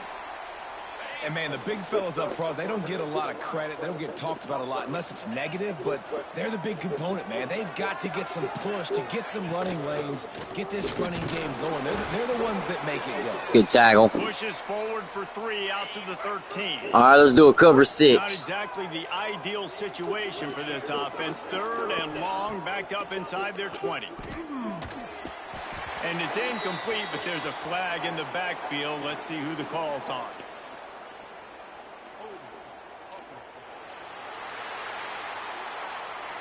All right, we declining that one. Penalty, obviously very happy with results of the play. The Chanticleers line up to punt it away. The punter going to get his first work of the afternoon.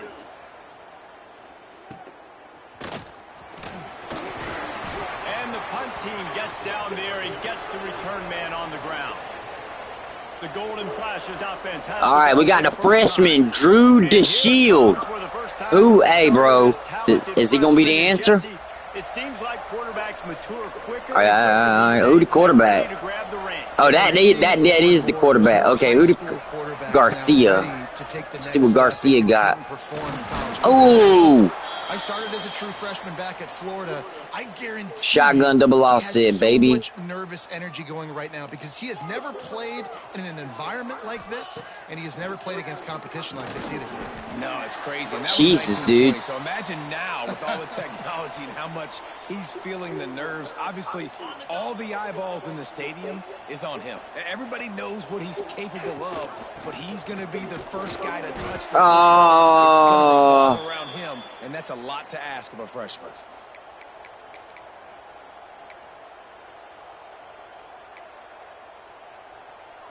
Boy, if they don't convert this 4th down, there will be questions to be answered.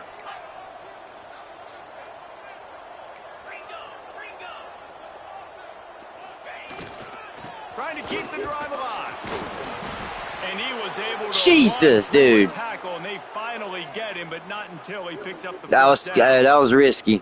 Looks as if we have an injury on that last play, and we'll take a break to check him out.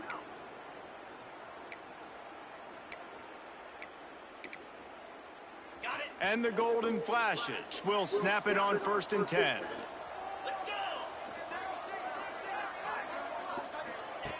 Looking to throw on 1st down. Snagged in the middle. It's Berry. Makes the grab almost to the 1st down marker, but a good pickup on that one. The Golden Flashes can really attack on this 2nd and short. From the gun, he leaves it with the back. And the defense. Damn, bro, good defense. No pickup at all on that play. Let's talk for a second about Kent State.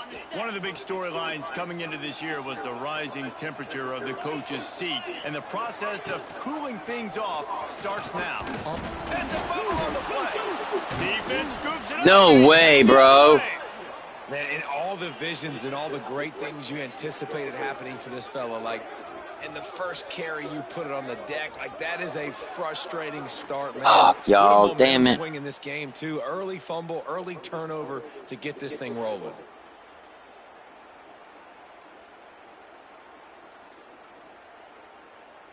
Bro, come on, man. You gotta be better than that. Headed back to the field. Really come on, dude. At all the last time they had it, and hoping for better fortune this time around. Oh, you're fucked. I just smashed his ass. There's also a flag down. Let's check the call.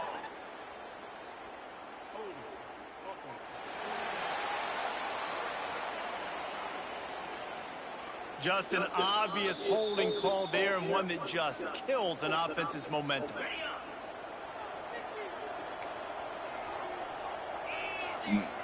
Bro. Looking to throw, it's Barber. He just got rid of that one. At the end of the game, we'll feed in all these statistics to the AI, and any adjustments it needs to make, it will allow us to make them. Because there may be too many.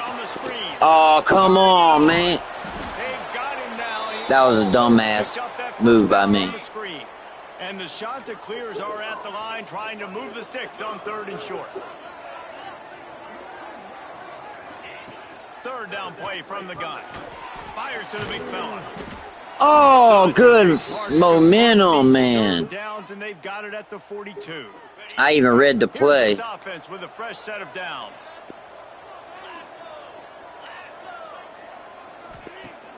Off play action on 1st down. He's looking deep. Nope. And they dialed up a shot play, but they couldn't hook up. All right, over the road 3. Trying to be aggressive and trying to take a shot. Now, the offense isn't able to click on that play, but moving ahead in the 2nd half, it's important they continue to dial up these big plays. You want to stay aggressive. Oh! And he's knocked down, but there's also laundry on the field. We'll see what the officials have called. So that penalty is going to cost them the 1st down as they back up, and now it's 2nd down. They'll run this play from the pistol. They're going back to the ground. He is going nowhere. Stop at the line of scrimmage. Here on 3rd down. He's looking downfield to throw. And nope. The incomplete pass will bring up 4th down. The shot that clears send out the punt unit. This will be the 2nd time they've had to kick it away.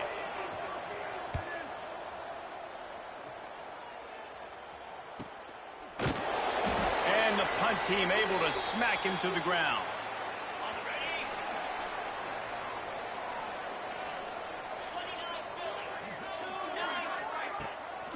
They'll go to Garcia. He has the 1st and still on his feet. Good run. All down, but he has enough to move the chains. They couldn't draw up a better way to start a drive, and now they've got it 1st and 10 from the 41. Use the play fake, now to throw.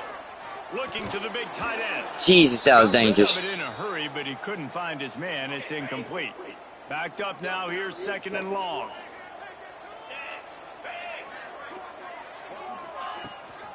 From the gun, the running back tries to hit the hole. Good run. Creating some space. Oh, no. Just enough good blocking, and they've got it up to the 47-yard line. And the Golden Flashes come to the line on 3rd and short, looking to keep the drive moving. That's unfortunate. Picks up a couple, but still needs 2 more on 4th down. What did that say? Man down on the play as the officials take a break to let him be checked out. The Golden Flashes will punt it away on 4th down. No fair. And now Oh! And the punt team able to sling him to the ground. What a hit! Jordan Newman has a back spasm. Special teams on the punt return, fumbling the football. They are so lucky that they jumped on that ball and that their offense is now going to take the field, because that could have been disastrous.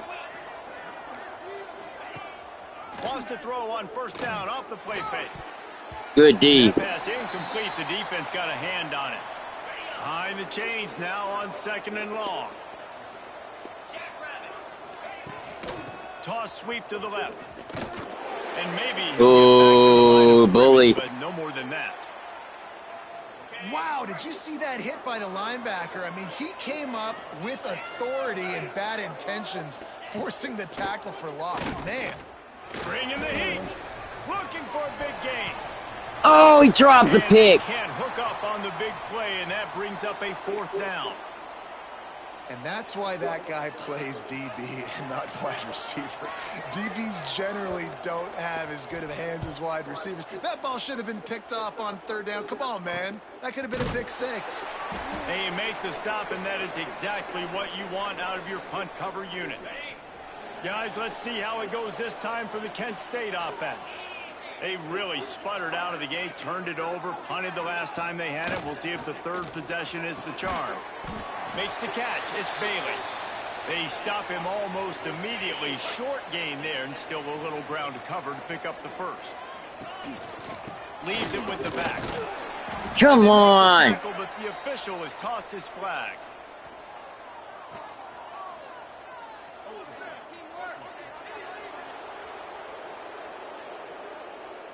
Amazing how many times an offensive holding penalty will stall a drive. We'll see if the offense can overcome it. Let's see what they've got on 2nd down. Back to pass. Makes the grab. It's one. They make the stop, trying to pick up just a little bit at a time to get to that 1st down marker. Now facing a 3rd and long. From the gun, wants to pass. Grabbed in the middle. Good throw. Good pick up there as he gets the 1st down, and they'll mark him at the 48. And the Golden Flashes come to the line with a new set of downs. They're setting up the screen. Beautiful. They make the stop, but a good pickup there on 1st down. And he didn't get a big gain. You want to call that play and probably want to get more yards, but you could tell that was super close from seriously busting loose. Nice job running the screen, getting the ball to your playmaker. If he could just make one more guy miss, that might have been huge. Damn, dude. Unblocked, and he stopped for a loss of 8. It'll be 3rd and long. Looks as if we have an injury on that last play, and we'll take a break to check him out. On 3rd and long, trying to have a big completion here. Fires to the big fella. Good Lord. Well nice play. That 3rd down play gets him a 1st at the 29. The Golden Flashes are on the move. Under Take fire. it. Runs out of time, and down he goes at the 38. Really need to pick up some yardage this time on 2nd and long.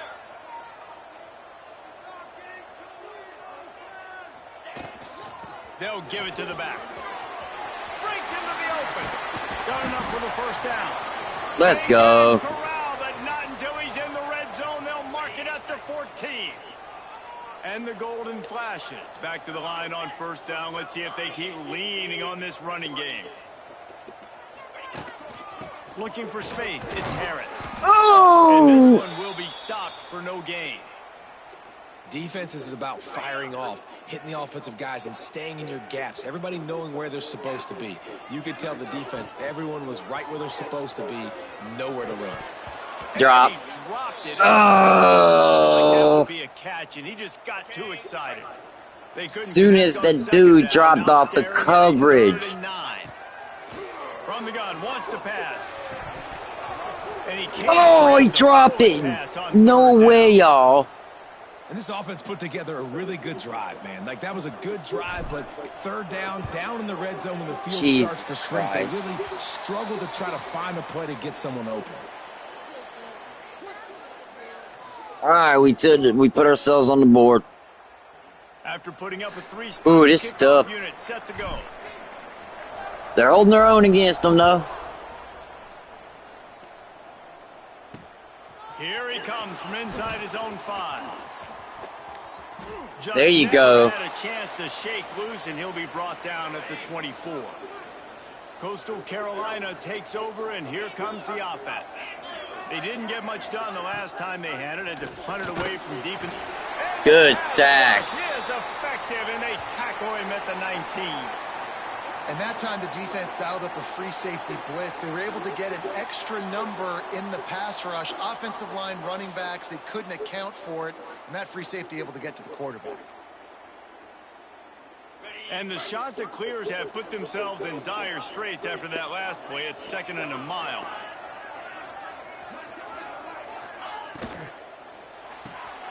Pulls and fires complete. Oh, what man, what a hit. Run through and they shove him out of bounds.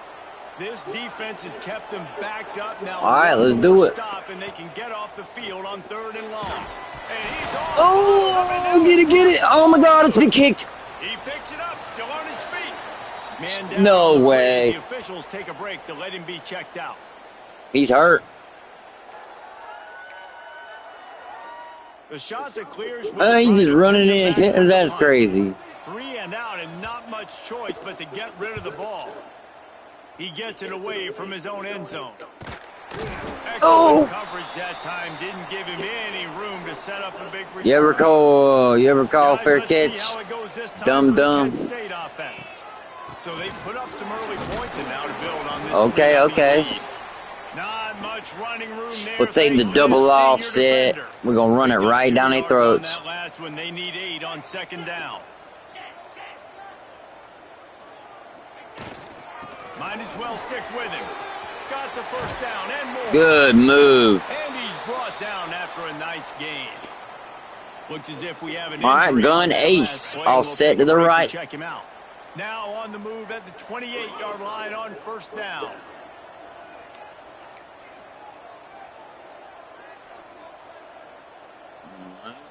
Right side fade. Hike. From the gun, the running back has it. Ooh, boy. Oh no. Bruised his hand. All right. Man down on the play as the officials take a break to let him be checked. We're gonna take trips offset. Set on 1st and 10. After run, now throw. Catch in the middle. It's hit. Oh. They'll get it down to the 10-yard line. I know that hurt. Completion. One of the things you love about this running back is not only can he run between the tackles, but he's also a weapon in this offense, catching the football. Going to work in the all right, we put a boot on our lineman. We're going to put him back out there.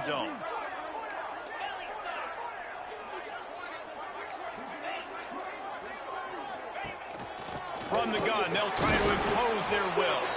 What powerful running, just driving the pile forward for everything he could get. He'll be HB direct snap, baby. As they get set to snap it, time winding down here in the quarter. They'll go with a direct snap. Close to the end zone, and the ball's out. Defense picks it up. He almost popped out of there for a huge return, but they will take it. They are in business after the fumble recovery. You got to be fucking kidding me right now. That last play, and we'll take a break to check him out.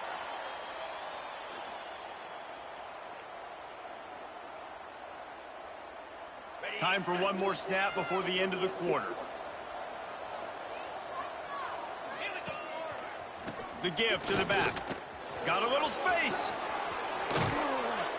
There to make the tackle, and that's how we'll wrap up this first period.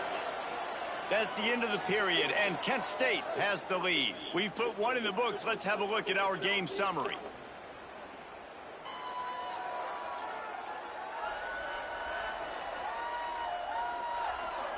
Heading in the opposite directions now as we crank it up in the second. First play of the period, 1st down here.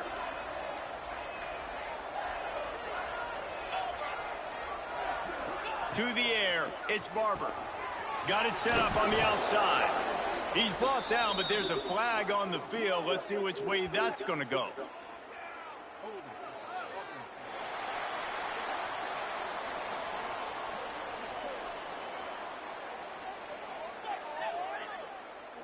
We'll repeat the previous down, but this time the offense has 10 more yards it has to cover. Looking for a productive play on first down. Here's the snap, itching to fire downfield. Oh, shit, man. That should have been a safety. No fucking way, bro. They can't keep the defense off of their quarterback. They haven't been able to get the ball deep down the field, throwing it with the consistency they want because they can't keep their quarterback standing up straight. Fuck, man. I'm and just getting after the passer. The give. Makes one man miss. Oh, he got out of it. He'll be brought down. Well, there weren't a lot of guys in the box defensively on that second and long play, so you see the offensive line, they're able to get downfield, get a hat on a hat, and that helped lead to that successful play. Right down the middle. He's got Ah, come on, y'all. Nice job to get it past the sticks, pick up the first down at the 30. And it's on third downs like this. If you want to attack the middle of the field, you got to look for the tight end. Really nice route. Great job looking that football in. You can tell this quarterback really has a lot of confidence when he's in the pocket looking for the big fella, and they're able to hook up there. Second down coming up. The play action fake. Got his man downfield. Still running at the 40. Good cut block. Finally get him on the ground, and Oh, man. They're tearing our ass up. This offense has been sluggish to say the least, but finally they're on the move on 1st and 10. He works Good grab. his way down to the 30-yard line before he stopped a gain. Damn, dude. Solid pickup of 4 on first down. It's 2nd and 6. On the run, it's John. And he was fortunate not to lose yardage on that play, able to wedge it back to the line of scrimmage. And how about that young man getting in the backfield again? He's really got his fingerprints all over this game so far to start it, man. We're still in the first half, and he's got a sack. He's got a tackle for a loss. These are the kind of plays that really help your defense push these offenses behind the scenes. He'll take a shot. Touchdown, Coastal Carolina. They wanted it all, and that is exactly what they got. And it's so underrated, the relationship between a QB and a wide receiver, the timing, the ability to know where That was my fault. I drove my, when I clicked O, it gave me that dude. Well, the chemistry between these two guys has to be great when you're throwing into the end zone because coverage is going to be tight. The throw might not be perfect, but this is something these two guys have been repping in practice over and over and over, and it's paying dividends now on game day. And the extra Unbelievable. point is good, and it's a 4-point lead. They're coming out to tee it up for the kickoff, and that last score was a real buzzkill for this crowd. And he takes this from inside the 5. He was hoping for something a little more dynamic, but they get him on the ground at the 20. Guys, let's see how it goes this time for the Kent State offense. When you're playing from behind, you can't afford to give it up the way they did the last drive, David. No doubt, you cannot give the football away. Again, turnovers are the biggest stats in winning and losing games. You're behind, Palmer. Take care of the ball, but we got to go get a score here. Yeah, and they just got to do a better job executing. I like the game plan so far for them, but they just need to go out and do a better job connecting the dots. Yeah, this is simple pitch and catch. Quarterback and wide receiver have done this 4 million times in the offseason. He catches, waits for him to take a couple steps, boom, fires it right on his chest. They can complete this probably with their eyes closed. They've ran this route so many times together. Rush is on him. Got it in the middle. It's Bailey. At the 45 on his way. Good play. And he's brought down after a nice gain. I don't know if the defense came into this one expecting the fullback to be a weapon catching the ball, but that play didn't look like they were ready for him. He catches it, turns it upfield for the first. And a good, solid pickup before the defense cuts him down. Man down on the play as the officials take a break to let him be checked out. That's the third time he done went down. Halfway there on first down, it's 2nd and 5. Wants to go up top. With the catch, it's Hicks. There he goes. And they wrap him up, but not before he gets enough on the catch for the first down. And the golden flashes are moving quickly down the field.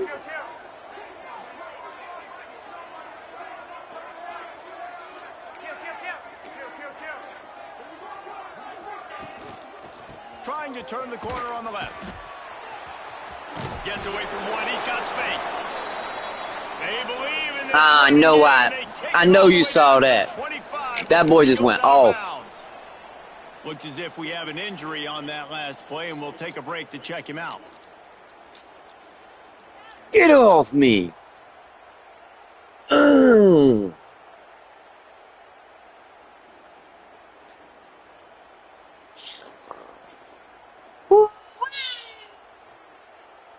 That shit crazy.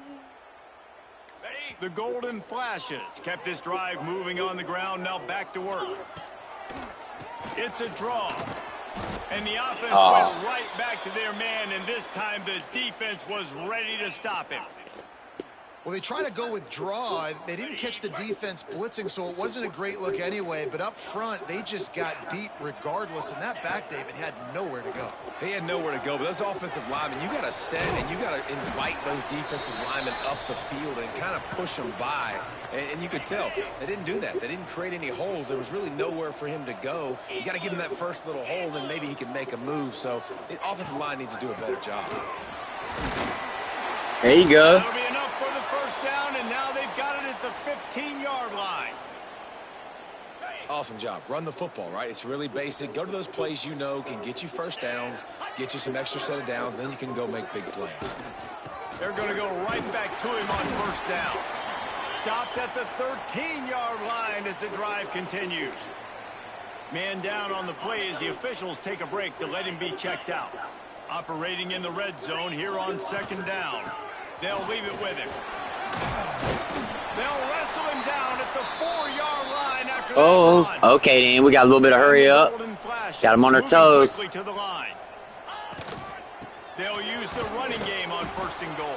There we go. There's an injury right there. Not good, but we'll do what we can. Yeah, what a great job by the defense. You got to understand, it's physical time, right? They want to run the football when they start getting inside the 5. Nice job getting penetration, getting the tackle for the loss. Let's go. Quarterback touch pass on the jet sweep. And he is stopped, not getting close to the end zone. Line of scrimmage still at the 3. From the 3-yard line, they'll try it again on 3rd and goal.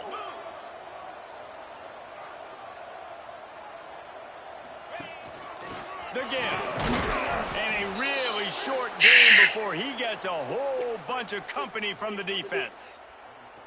Man, if I'm quarterback right now, after this long of a drive down this close, I'm going for a touchdown here, Pop. And I get that, but I've worn this defense out, man. I'm going to go for the touchdown right here. And if I miss, they got to go the whole length of the field to score a touchdown. And for a quick update, let's go to Kevin Connors in the studio. Gentlemen, all the talk this week. Let's find out how things are playing out in this top 5 duel. OHIO. Ohio State is up big right now in what's shaping up to be a blowout to remember. They're up 14 over Texas. We'll parachute back into your game, fellas, if anything changes in this heavyweight battle. Thanks for the update on that one, Kevin. Let us know when it goes final. From inside the 15, chance for a good return. He's brought down after a good return, gets it out to the 31. Coastal Carolina has it. The Chanticleer offense headed back to the field. They stuck the last drive in the end zone. They'll try to follow suit here. The give to the back. He breaks the tackle. Found a little space, and he's got 4 to the 35. Looks as if we have an injury on that last play, and we'll take a break to check him out. Halfway there on first down, it's 2nd and 5. Quarterback on the keeper. Got the first down. Looking for more. All down, but he has enough to move the chains. All right, we got to tighten up, y'all. 10 for this offense from the 42.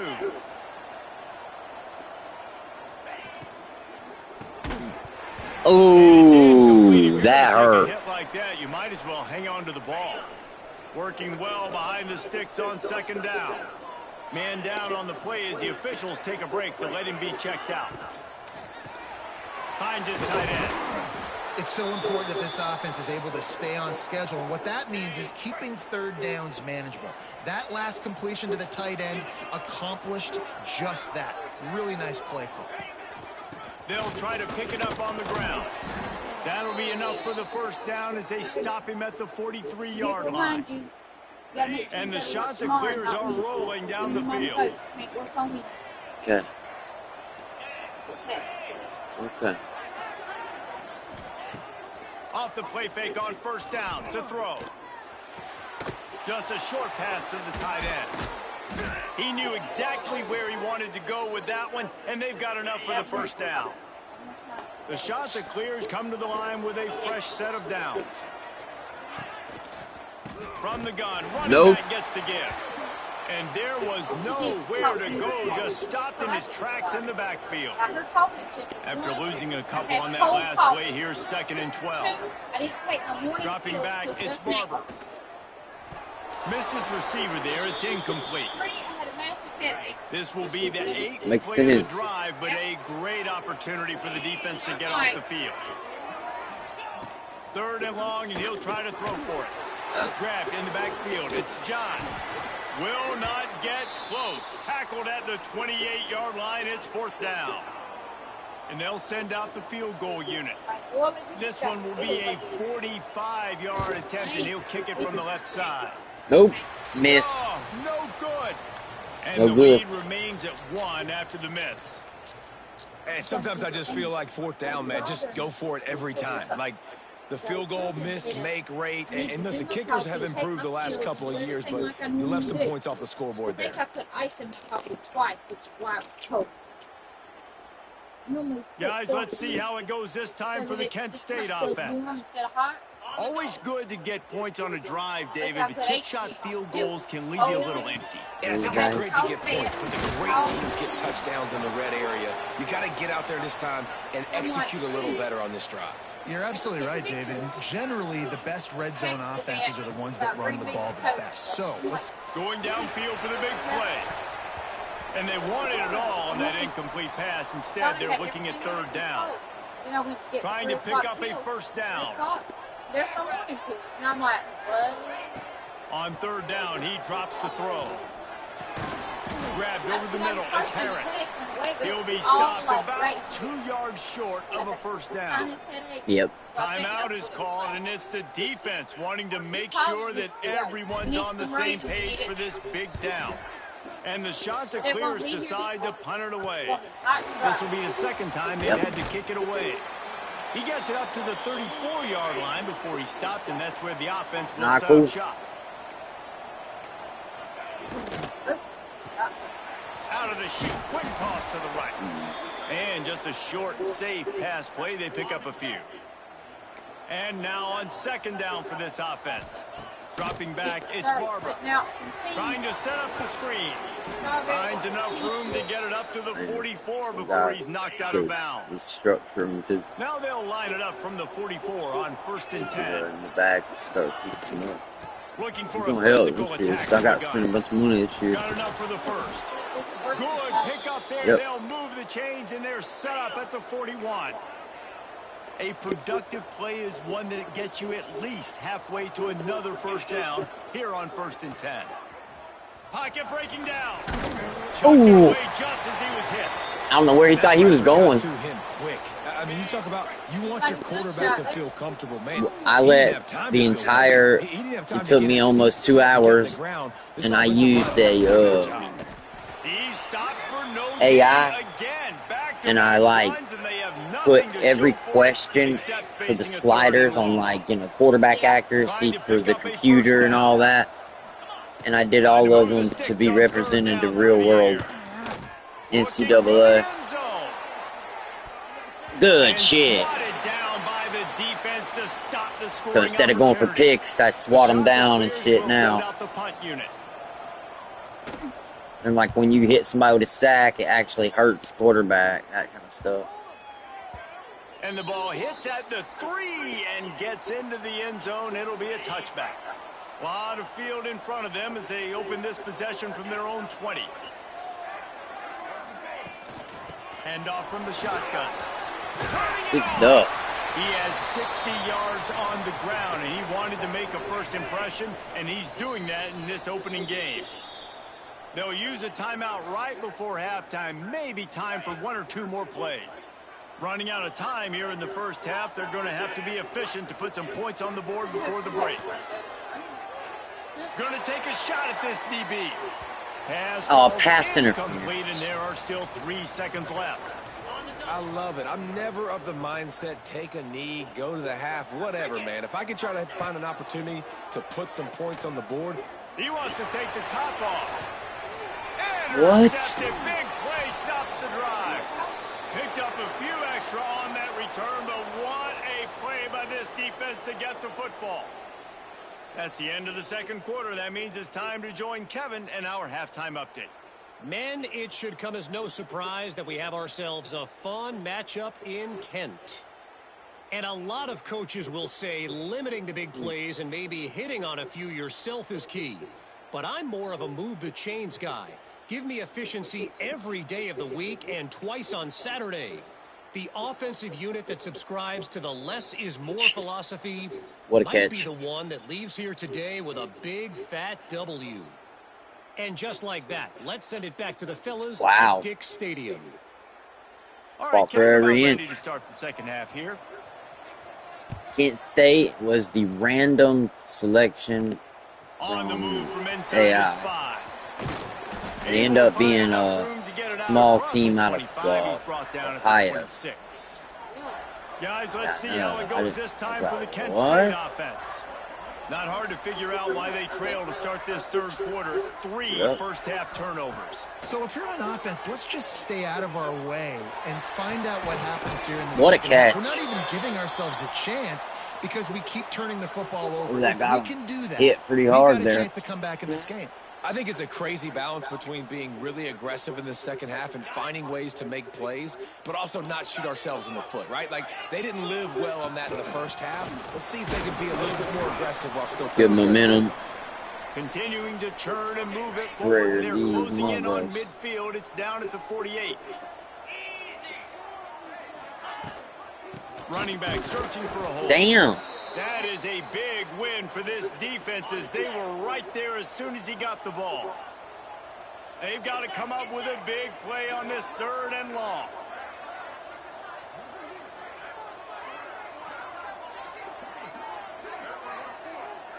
Quarterback making adjustments. Oh, not able to hold his water, and the offense will have it stepped off against them. The officials offer the deal, and the coach accepts it. They will take the penalty.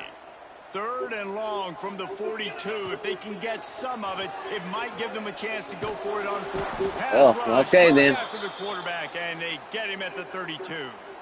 The Golden Flashes will punt this one away. He will signal for the fair catch and take it just inside the 35.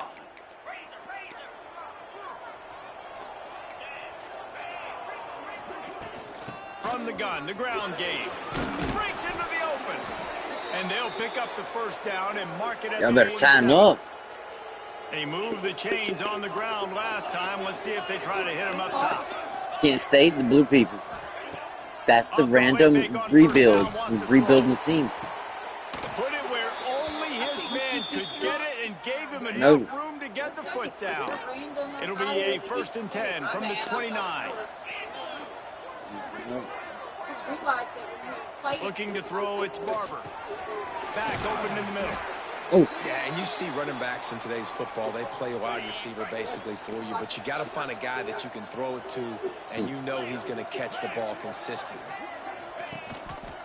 He'll pull it on the read. Ooh, good hit. Holds firm, no pickup that right. play. And the shot to clear has come to the Love you line too. on third and short, trying Oh, to yeah. convert here. Out of the crowd, and now he's got room. He's there to make the stop, but not before. I knew him, man. Oh, God, these injuries. From the 7. The shot that clears pounded the rock to move the sticks. Now back to work. He's looking to throw. Now improvising. And he runs it in for the score. Touchdown, shot that clears. They'll try to add another to their lead. Just blinding speed. Speed that almost paralyzes defenders. When you got a quarterback with that much speed, you got to find tricky ways to put more speed on the field, spy the quarterback with somebody that's really, really fast. And even when you do, a lot of times he still makes plays because he's that dang fast and that explosive. Nice job executing all of the assignments as they put a stop to that return at the 22. Guys, let's see how it goes this time for the Kent State offense. That last drive fizzled out, Jesse. They had to punt it. Yeah, they did. And, David, they're just going to have to do a better job this time around erasing the mental mistakes. And just trying to solve the defensive riddle, understanding what they're trying to do to you and attack them. Building momentum, picking up a chunk of yardage, moving the chains out to the 34. Solid run on the last play, sets this offense up on first down.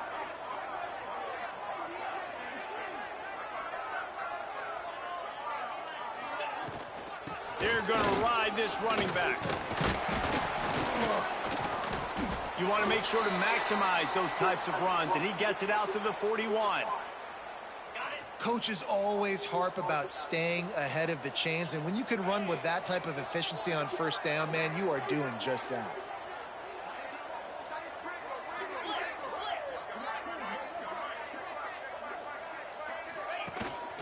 Leaves it with the running back. Damn it. And he never had a chance. Just stopped cold as soon as he got it. They're facing a third down. Looks as if we have an injury on that last play, and we'll take a break to check him out. Wants to adjust the pattern. Now the play fake. Using his legs, keeping his eyes downfield. Finally forced out of bounds. Maybe a step shy of midfield. They'll mark it at the 49. And the golden flashes are on the move.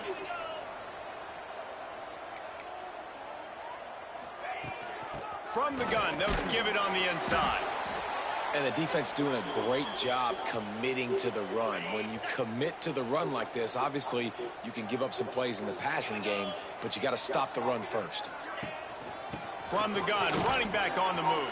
Oh, he's got some space. He's now up to 95 yards rushing, and he goes over the century mark in this season opener. Leaves it with the back. We'll give him a couple on that one. 2nd and 8 coming up. Man, these inside runs I'm getting. Now back to the line. Movement. Come on. And they'll lose 5 yards on the penalty. Come on. So the decision has been made, and the coach will take the penalty. Line getting set on 2nd down.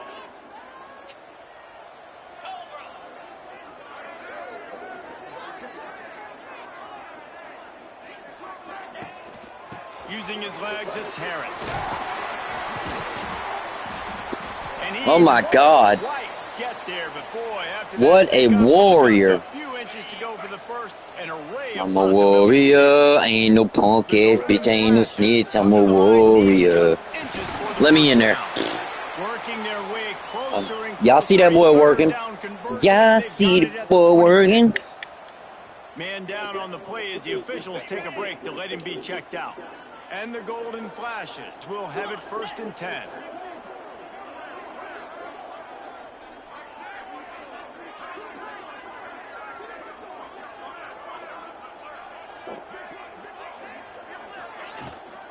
Power football with the run. He is going nowhere. Stop at the line of scrimmage. Looks as if we have an injury on that last play. We'll take a break to check him out. They got nothing on the last play. It's 2nd and 10. All right, got us new running back in here. Feed him again. Past the first down marker. Look at him, woo wee, oh fresh legs. A I'll tell you what, a few more runs like that, and defensively you start thinking more guys in the box, more big guys. I better stop this guy because he's unbelievable. Just a great job breaking off the big run, and the OC is going to give him the ball some more. He wants to throw it. They'll run the screen. He's going for the goal line. Damn. All the way down to the 2-yard line. Just spectacular execution there. Offense trying to pay it off on 2nd and goal.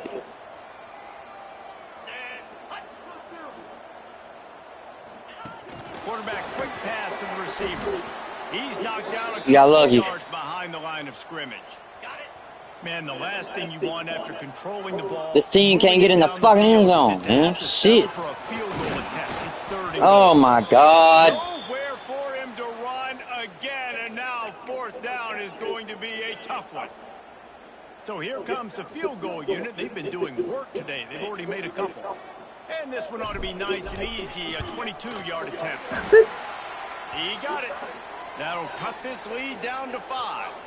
So after the made field goal, they'll kick it away and rely on their defense. And listen, y'all know in the booth and everywhere how I feel about kickers. Don't always love leaving it on their foot, so to speak, but nice job executing. He keeps doing stuff like that. I'll keep trotting him out there. Coastal Carolina takes over, and here comes the offense. Took the last drive in for a touchdown. They'll try to do it again on this one. Back to pass, it's Barber. That's oh no! Flying out to the left. He's at the 30. He's at the 10. And he eluded the defense, and he'll take it all the way. Touchdown, Coastal! One of the reasons this offense is so exciting to watch, they've got guys that are dangerous after the catch. And if this quarterback gets through his progression, David, he hits you in stride, these guys will take it to the house. Man, it's your job to do the rest, right? You hit me in stride where I don't have to stop running. I don't have to break trips down. over him. It's so easy. The connection between quarterback, wide receiver, you can tell this is a good one, and that's why they got 6 on that play.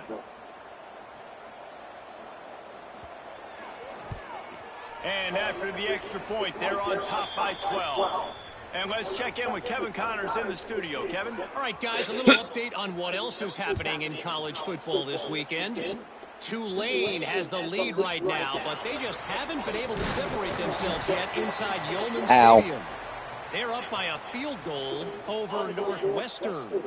This one has actually kind of exceeded expectations. Always a memorable chapter in the book of college football. Oh, and how about that? I know Kevin and those guys will be keeping an eye on it. There he goes. Come on, brother. Able to make the completion, but he had to pick his way for just a little bit. Needed a little more help to spring him for some yardage. Yeah, if you're going to have success when you throw it outside like that, you're going to need some more. Drop. Oh, come on, bitch. Give the defense credit, though. They were able to rally and made a tackle.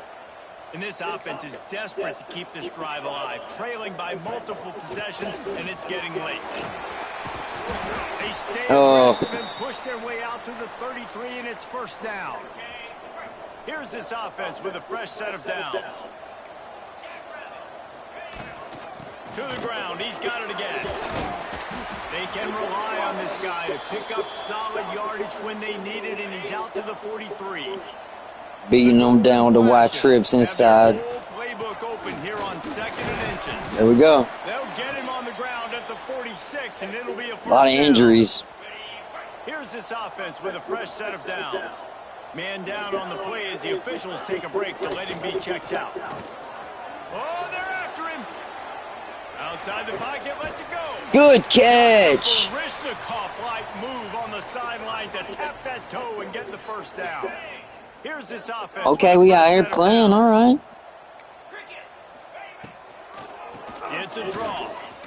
Finds a little space. Look at the run there, boy. The realist.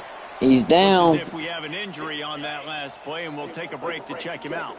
And the golden flashes with myriad options after that big pickup on 1st down. Oh, I couldn't stretch it. He'll get back to the line of scrimmage, but no. Uh-oh. Muscle cramps. Take them out. All right, we're going to do an inside double offset. We're going to hit this bit hard. Watch that guy right there, though. We got it. They'll try to move the chains on the ground. He gets it all the way down inside the fuck my butt, man? My damn thumbstick flew off. Shit on this. As if we have an I heard that bit. I don't know where it went though.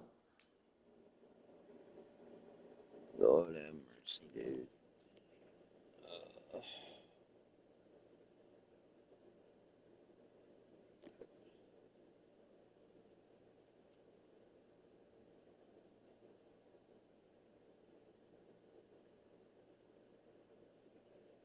Okay, bitch. Where's my motherfucking...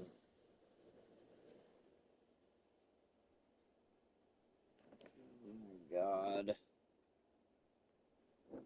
Man, this fucking stick's fucking... I'm pissed, though. Like, what is going on with the stick right now? Stick, that is stupid as fuck, bro.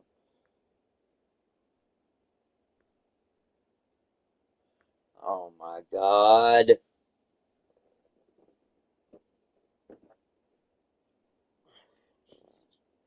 Christ, dude. Where is it, man? Come on, this shit could be anywhere. I'm not in the mood to look for it. Come on, man. Like, man, oh fucking man, dude. I am not about to look for this fucking thing, man. Fuck out of here, dude. God damn it.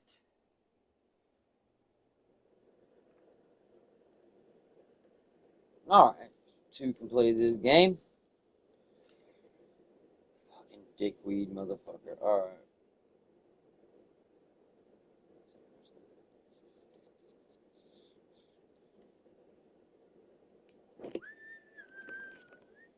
Okay, fuck, Jesus. I gotta fucking take the whole entire stick off.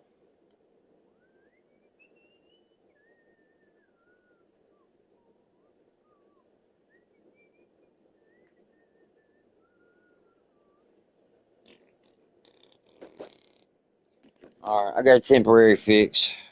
Ridiculous.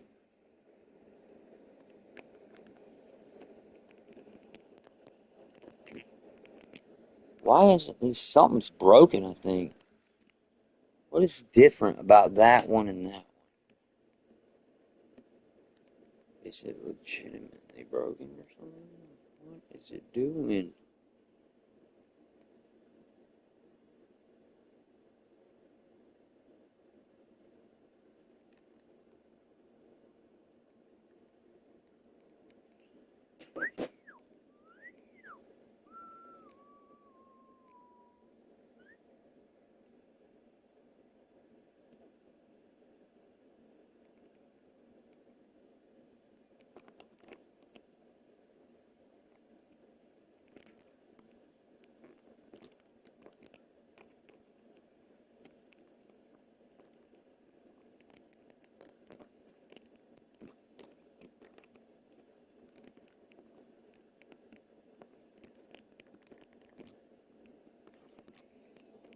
I think it's my... Oh my goodness. on that last play, and we'll take a break to check him out. The Golden Flashes trying to pay off the threat on 1st and goal. They'll try to get it in with the run. He steps and powers and works his way. They finally get him down at the 2. Fuck, man, they called timeout. They seen it. 2nd and goal. Alright, we need to go to pass because obviously every time we try to run it in, it don't work. I'm going to take a HB direct, look at the play here, because we might be able to get something done here.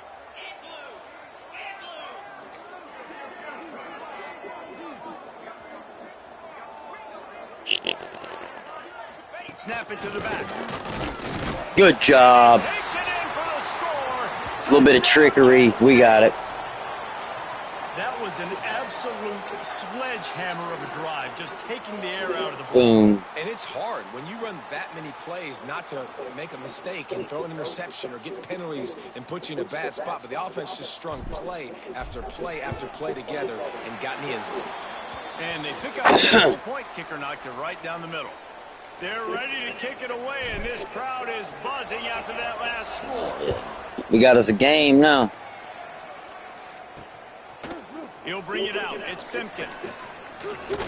Good body. He flung his body right into him. All of the assignments as they put a stop to that return at the 22. Coastal Carolina has it. The Chanticleer offense headed back to the field. They torched this defense with an explosive passing play for a score. Turning it on! Oh, no. Good tackle. And the explosiveness, the big gainer gets it to the 49-yard line. And the Chanticleers come to the line in the hurry-up. That's what's so scary about this offense. They've got guys in the perimeter that can change the game in one single play. Good tackle. Too much speed on the perimeter to create that explosive play. I was on it with that senior. Disaster now dealing with 2nd and 13.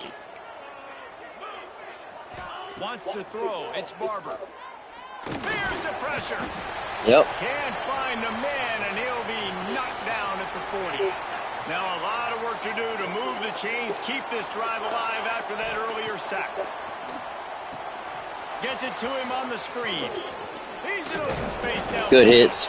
They don't get nearly enough on 3rd down. 4th down coming from the 48. All right, we finally played some defense. Clears will line up to punt it away. They're up to a half dozen kicks today. Not going to get a chance to field that one, and the punt will bounce out of bounds. Man down on the play as the officials take a break to let him be checked out. Opening play of this drive comes from the 26-yard line. Quarterback now breaking the field. And oh, come on, man. A big hit there forces 2nd down. Couldn't make the connection last time. Let's see if they throw it again. 2nd down, he'll throw it. Good catch. Really good job to pick up a chunk of yardage and get it out to the 39-yard line. A 1st down for the offense. The running back has it. My own teammate. Will be stopped for no gain. Got stuffed on 1st down. It's 2nd and 10. Looks as if we have an injury on that last play, and we'll take a break to check. Get the fuck out of here. Oh, my God. I was fucking... Y'all got to do better. The big fella in the middle, man. Those defensive tackles, they go such a long way in deciding and really stopping the other team's run game. Just oh, yeah, we in there. Let's go. Easy money. And getting running backs on this line. He's out of bounds. Out of bounds in your face. That's the end of the period, and Coastal Carolina has the lead. And we've reached the end of the 3rd, and time is running out. I see that. Going to cut into this deficit. Let's take a look at our game stats before we move on. Good game so far. Period to go to see who can make the winning plays and come home with the victory. They'll go back to work with a 1st down in the final period. Got him looking run. He wants to throw. Caught over the middle. Let's go. All right, guys, let's think a little bit about Kent State. They Sean Martin. A dramatic turn of events. This is not going to be a way to clear that hot seat.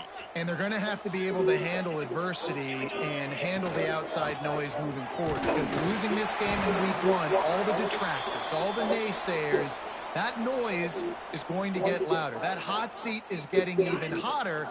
And I think all eyes are going to be on this program now, David, seeing how they turn the page and move on from this. And I give you Exhibit A. Jesse Palmer just turned up the hot seat. All eyes are on them. They got to win. They got to do this. Starting off on the wrong foot. This is exactly what happens. It becomes a distraction.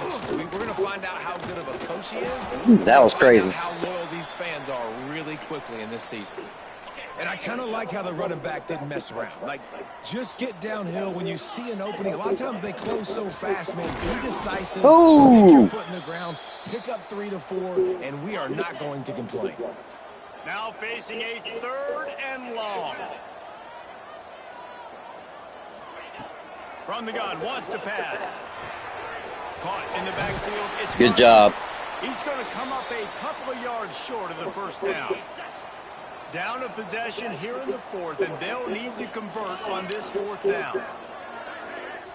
The offense will have to use its 1st timeout of the half.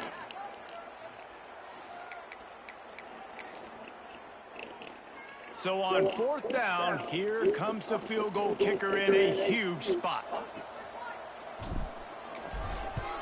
In my opinion. Didn't make make him sweat it all. It's good. He's been the player of the game. Might as well let him keep going. There's no reason to take, you know what I'm saying, chances. We got just started the fucking last quarter. Win or lose, we got to get the points. Play with intensity, play with energy, and get it back to the offense quickly. Good move, bud. Inside his 5. He was looking for some running room, but not much to be found as he stopped at the 18. Coming out on first down with the play fake. Unleashes one. I don't think so. Play there forces the incompletion on Not in no double coverage. They're dealing with a 2nd and long. They'll go to the ground. Let's go. Place to put his foot in the ground, but the defense was everywhere. He's knocked down behind the line. You make up the game plan and not a lot on the play sheet for this. 3rd and long from inside their own 20. He won't get there. Bring up 4th down. There it is. Another back-to-back shutdown, baby. I mean, you got to see that for what it's worth.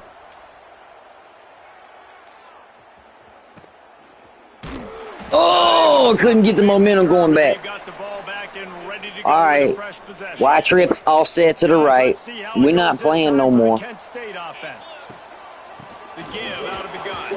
Couldn't do it. It was a little bit of a hole, but not much. That's a really good job by the defense, wrapping them up, getting them on the ground. Take away that run game. Make them one-dimensional, put them in passing situations. Really he got him. Makes the stop after a minimal gain. How bold will they be on 3rd down after that last run? Good catch. And that's it. He dropped it. Oh my God. What a disaster, dude. Jesus, dude. Come on, y'all. When it's a good throw, you got to make the catch. You got to be able to make that. Ooh, he just turned his back to me there. Misjudged that spin, huh? They'll go back to work on offense. Wants to throw on 1st down. Guard in the backfield. It's Simpkins. He's lucky he didn't get deleted by me. On that running back screen. How about the offensive line getting downfield and getting blocks to really help out the back, find some space to go to work? Here's a hit. At midfield, he's got room. He knew, bro. He said, I'm getting down. Job by the quarterback. He drops back to pass, but how about saving your best for when it matters most late in the ball game? Biggest run of the day in a big moment. Here comes the heat. He takes the heat. Oh, you're not getting it. By the big hit on 1st down, 2nd down coming. That was ugly. What will they dial up on 2nd and a long way to go? Couldn't connect on 1st down, now back to the air. This one's complete. What the fuck? Space at the 25. And he just kept running and he ran away from the crowd. Okay, whatever, dude. Touchdown, Coastal Carolina. That's how I got beat. You kidding me? Abilities to read the field is huge, and also the anticipation, the timing to be able to throw the football, Jesse, and hit a guy in stride. Jesus, dude! Wow, that's like the photo of the year right there, man.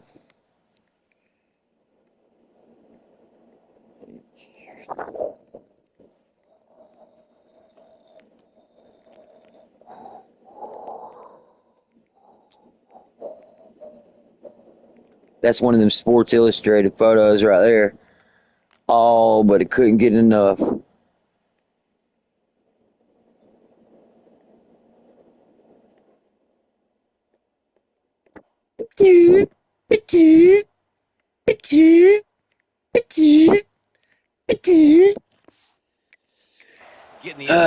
Still shots in time. Yeah, it's critical, David. And listen, a lot of times touchdown passes aren't thrown into the end zone. That fucking blows. All right, that makes the percentage go down to about 30%, probably lower. Let's take a look at what's going on. Purdue is currently trailing, but this has been a back and forth affair. If that quarterback can find a little magic a la Bob Greasy, this might not be over just yet. They're trailing by just 4 to Ball State. Oh, fuck. Just another week of college football where we've come to expect the unexpected, fellas. And how about that one? Kevin will be keeping an eye on everything going on elsewhere. Catch in the middle, it's Martin. Good stuff. And he surges up to the 36-yard line, and they'll move the chains. All right, we're going into attack mode for pass because we don't have a lot of time. Looking downfield on first down. Get it, go. I'll run that edge. I'm gone. No hit. Let's go. All right, now we can get the. Why does it fucking keep ticking if I'm out of bounds? I just never understood that. I'm done. And there was nowhere to go, just stopped in his tracks in the backfield. Lost one on that last one. It's 2nd and 11. Got it in the middle. Good Lord, like he's killing it in the pass game right now. Got it at the 33. 1st and 10 coming up. Looking to throw on first down. Go. It in. It's Banks. Good stuff. He's got some space. And he's brought down after a nice gain. They've moved to the 16. It's 1st and 10. Looking for a crease. It's Hicks. And into the end zone. No! This is a defense that prides themselves on getting takeaways. And Okay, so he fucking loses the ball, and now it's fuck. Oh my God! How do you fumble in the end zone? Come on, man. That's the 2nd time. Man, God. Y'all are killing me, man. Oh, it ain't looking too good. Now I don't went down to a 10% chance of coming back. They'll run it from the gun. Pass the sticks and still on his feet. And he's getting away, bro. Running after the move. Flying down the left side. Touchdown. Shot to clear. He shed tackles right and left and housed it. And this kind of performance has to give this team so much confidence. Week 1, you go on the road into a hostile environment, and you put the beat down like this. Oh, bro. You know what I'm saying? No. Oh, Lord have mercy. The 2-point attempt is no good as they are unable to extend the lead. Let's see if he can make a play on the return. Didn't find any crease in that kickoff coverage, and he'll be stopped at the 17. Guys, Man, this team right here can't keep up now. There's too much shit that just happened. And he can't get the angle. They're excited and ready to go. So this offense, David, they've got to get something going. Yeah, those turnovers can be contagious, man. They get you excited, and then when your offense takes it down the field and does something with it, this offense better be ready to play against a motivated defense. He almost picked up the first down on that one, but he'll be just a little bit short. The Golden Flashes come to the line on 3rd and short, hoping to keep the drive alive. He moves the chains, and they'll mark the ball at the 33. And this set of downs gets started from the 33, 1st and 10.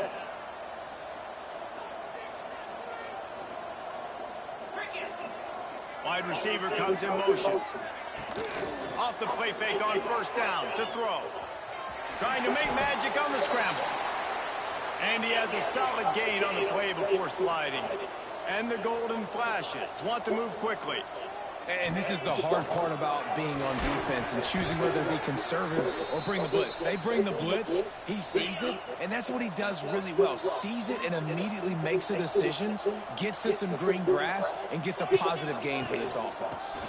To the ground with the back. Turns it on in midfield. They'll get him down, but not before he crosses. Oh, he hurt himself. Down to the 49. The Golden Flashes have this offense rolling. It's like they keep going all the way downfield just to get fucked over. Fires to the middle. Makes a connection. There he goes. Look at that big play. They finally get him on the ground, but he's got an explosive play for the first down. It's like they're definitely capable. Threatening in the red zone. They'll run it from the gun. Oh my God, I had that. Still got something out of it. Dislocated his thumb. After the productive first down play, it's 2nd and 6. Looking to fire. Take it. Grab behind the line. It's Martin. Can't get him to the ground. Flag. He's brought down, but there's a flag on the field. Let's see what the call is. Damn it. They had the first down before that penalty backed them up, and now they'll snap it on 2nd down.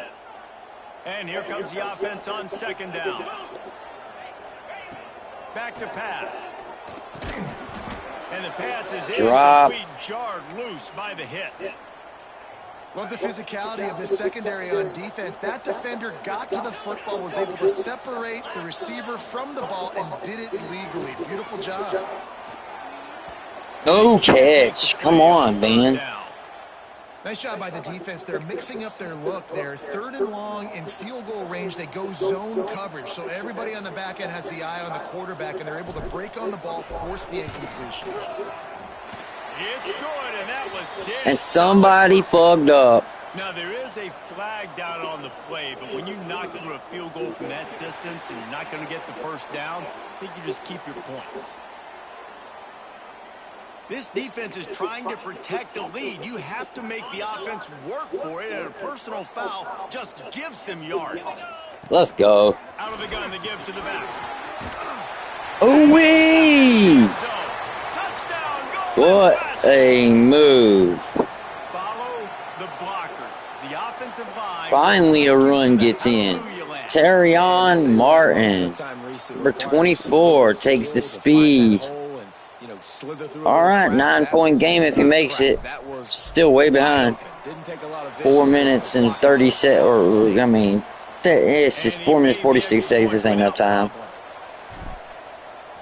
But at least from perspective of 5% chance, it went up to about a 10% chance. Oh, a big hit. I think he even hurt himself doing it. The officials take a break to let him be checked out. Boom! Just body to body. That'll get replayed on the highlight reel. They saw what happened on that last scoring drive, and now probably feeling a little bit of heat to answer. Off the play fake on first down. Fires to the tight end.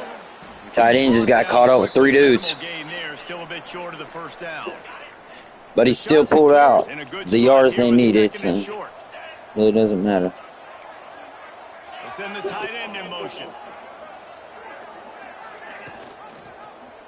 He'll keep it himself. Oh! Oh, he's hit hard.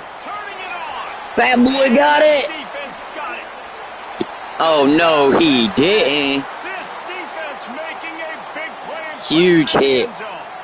Quarterback gets laid out. It's literally right beside him. All he has to do is reach over and grab it. But I think he might have been out on his. He might have been TKO'd. Oh, he's seen it. It was bouncing in front of him.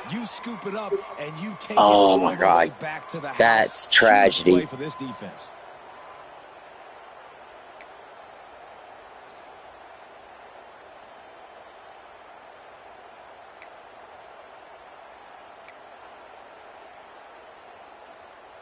They got the touchdown, but still a 2-point conversion short of tying it up late. Here's the snap, looking to throw. To the end zone, and it's picked off. 2-point plays, the windows are very small to throw into. That time, he just tried to force it into a tiny window, ended up being picked, and the offense comes away with no points. He's at the 40. And they did not get the onside kick. Don't know if that would have been the smartest decision to do, but that's what they do nonetheless. Forcing the issue. Quarterback on the keeper. And the quarterback jumps, but he gets caught up and then oh, wow, what an embarrassing set of events here. He's just going to have to do a good job of understanding when to hand it off, when to pitch it, and try to keep this defense on their heels and read his keys. He's got a lot of talent. Jesus. He's making the right decisions moving. Momentum carries him out of bounds there. 17-yard line. It's 1st and 10. They'll run it to keep the clock moving. Nope. And he is stopped And the big right side lineman gets in there. Got another injury. A lot of people getting hurt. Last play, and we'll take a break to check him out. Didn't get much on first down. It's 2nd and 9. Trying to impose their will with the run. There you go. People are grabbing bodies, son. Boy, they'd love to pick up this conversion and they need it. With a 1st and goal. They try to pop a run on the draw. Oh, he tried. And I think we got yeah, bro. We got people getting hurt out here now. The shot that clears are moving quickly down the field. They'll dial up the run on 1st and goal. I don't think so. And this offense hoped to just run it in, and the defense was having none of it. No gain. Ball remains at the 2. The clock stops as all right, here we go. 2-minute warning is here. Can the D deny them on 2nd and goal? Trying to pound it in. And it's an easy run. No one touched him. After all that fight. On an extra point here deep in the game. I love running backs that have a nose for the goal line, understand how to get there, finish strong into the end zone, know I get 6, and then go celebrate with your boys. 32-41, and 1:58 on the clock. On the run from inside his own 5. He was hoping for something a little more. Tried to make some more moves there, but no good. No good. The opening play of this drive.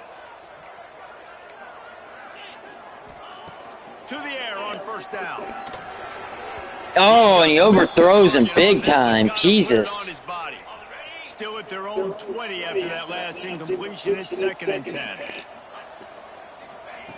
Misfired on the last play. They'll go back to the air. Good throw that time. 3rd and 3. They stop him almost immediately. Short gain there, and still a little ground to cover to pick up the 1st.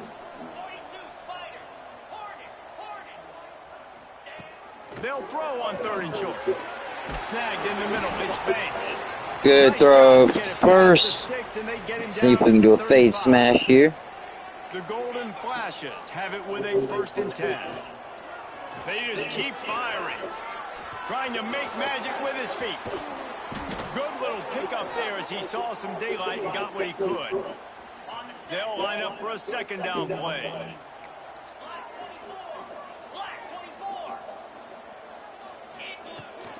On the run, it's Martin. Stopped at the 47-yard line, a 10-yard gain, and they'll move the markers. And the Golden Flashes back to the line on 1st down. Let's see if they keep leading on this running game. Looking to throw on 1st down. Grabbed in the middle, it's Martin. The clock will stop with this timeout from the offense. They'll get a chance to regroup on the sideline. The Golden Flashes with a 2nd and short to keep this drive moving. Wants to go up top. Quickly to good catch. Dragged down, but they'll move the sticks for a 1st down. Sprinting to the line to try to get this one off. Clock's running. Wants to throw on 1st down. He's going to take off. He was able to squirt free and pick up a few and avoid a negative play there. The offense gets the timeout. 12 ticks left on the clock. Now on 2nd down. Looking to fire. Pass is incomplete. The clock is down to 9.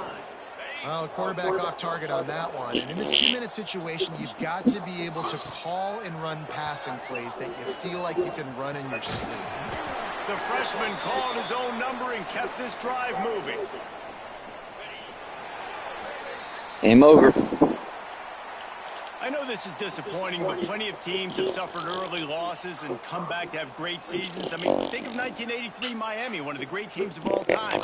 Blown out in the opener, won the national championship. Well, some of us weren't alive. All right, these motherfuckers ain't winning no national championship, but yeah, I feel you. Great example, Reese. But listen, your season isn't over Things still down the road for you Much to look over. forward to, still improve on, can still have all of your dreams out in front of you. But, you know, 83, Jesse, I know you were playing college football then, but share.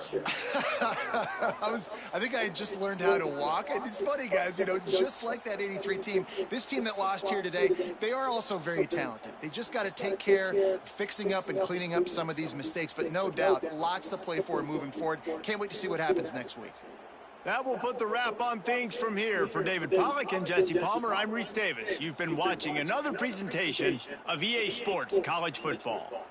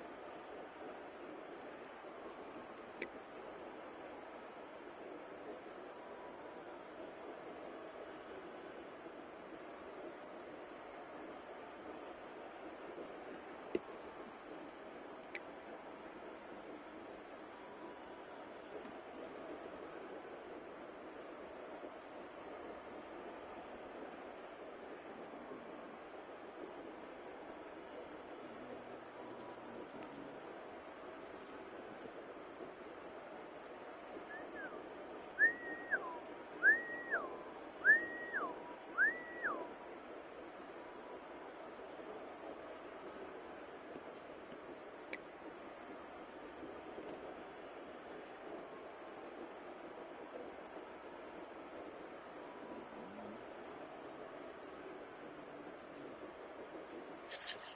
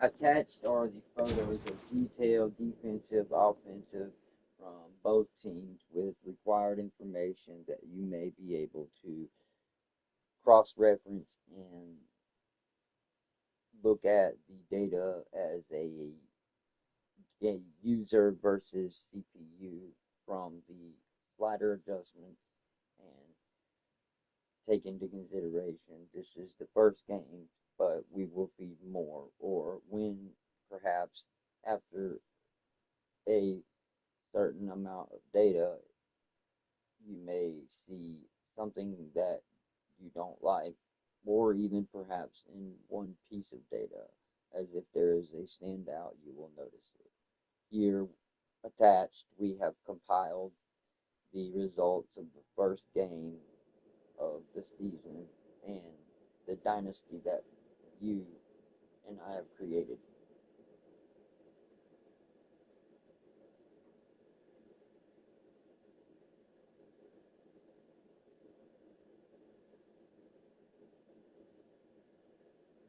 This is a goldmine of data for the Architect Logic System. Analyzing these 118 plays for Kent State versus 68 for Coastal Carolina CCU through the lens of our new 15-minute quarter sliders reveals exactly how the engine is reacting to your 64 OVR rebuild. Here is the data breakdown and the red flags we need to monitor. The Architect Data Analysis. 1. The volume versus efficiency paradox. The good, your 36 to 24 time of possession and 118 total plays are exactly what we wanted for a realistic broadcast field. You physically dominated the clock. The bad, you had 692 yards of offense and 39 first downs, yet only put up 32 points. Mathematically, you were gaining a first down nearly every 3 plays, but the finish wasn't there. The standout, Aiden Harris, 23 carries, 118 yards, and M. Hicks, 13 carries, 88 yards. Your ground game is working under the 40 run blocking slider, proving you can move the pile even with a 1-star line. 2. The turnover bleed. The data. You had 4 turnovers, 3 fumbles, 1 INT. CCU only had 1. The slider interaction. This is the direct result of our 35 ball security and 95 hit stick settings. In a 15-minute game, 4 turnovers is high, but realistic for a 64 OVR team under pressure. However, these turnovers are the primary reason you lost a game where you outgained the opponent by over 100 yards. 3. Defensive big play vulnerability. The data at CCU averaged 8.4 yards per play compared to your 5.9. The standout, Jay Tucker, CCU, had 2 catches for 130 yards, 65.0 AVG. The logic, our 55 defensive reaction time and 52 pass coverage sliders didn't stop the home run ball. Your 64 OVR secondary got burnt on explosive plays.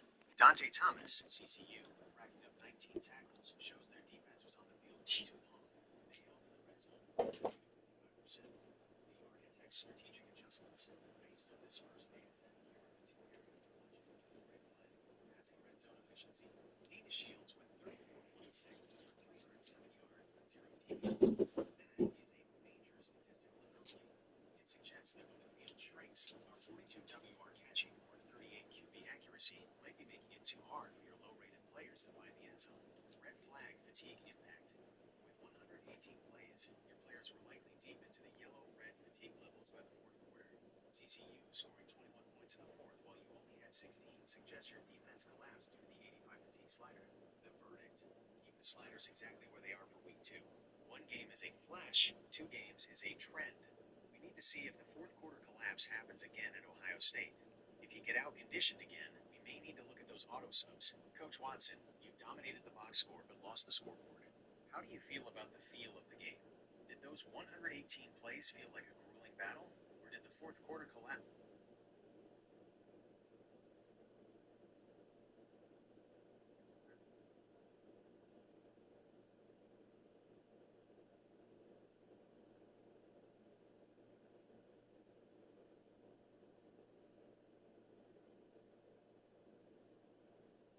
With the link that I will attach to the input prompt, you can review as well, as we did this data transcription breakdown live on YouTube to be able to then show for the future, as well as to allow others to enjoy the Dynasty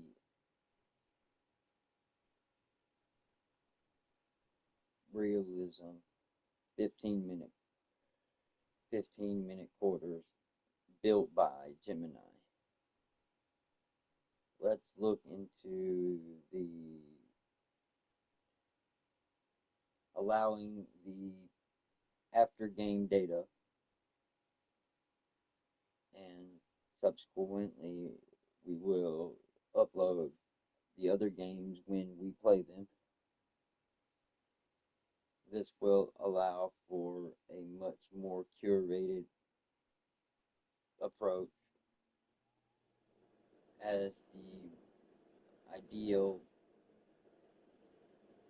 gaming setup, in my opinion, has not been done in the way that we are doing it. Perhaps the data and our structure will be set up from others' suggestions, and overall, with that data along with our own ways of using the complex approach with AI and massive data sets that have the result answers that we may use in our data.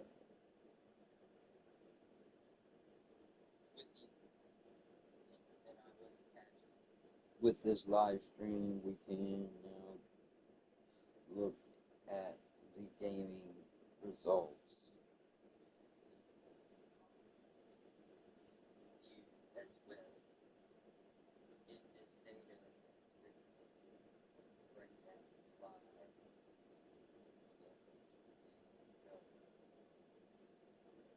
The game was pretty interesting, as the back and forth was evident. The only reason I actually lost was because the actual turnovers that are seen, 3 of the 4, I believe, were in the end zone.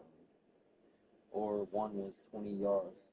Or at least 1 was 20 yards, and 2 of them, one was like 20 yards out, so barely in the red zone. And then 2 of them were actually in the touchdown zone, with both of the fumbles being in a dramatic play, but no finish.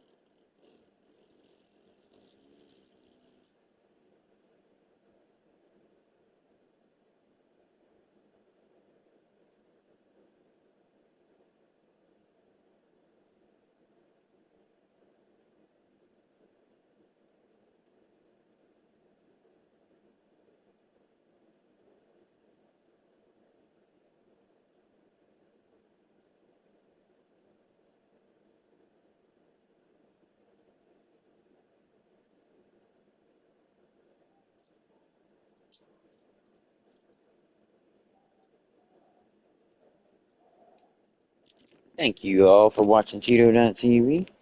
I will hope that you all have a great evening. I'll be back. Just make sure that you hit the bell to tell and select all. And you can always look up KvKGsG for all kinds of other stuff. Tito.tv, though, is this channel. And I'm Tito Main. And I'm signing off.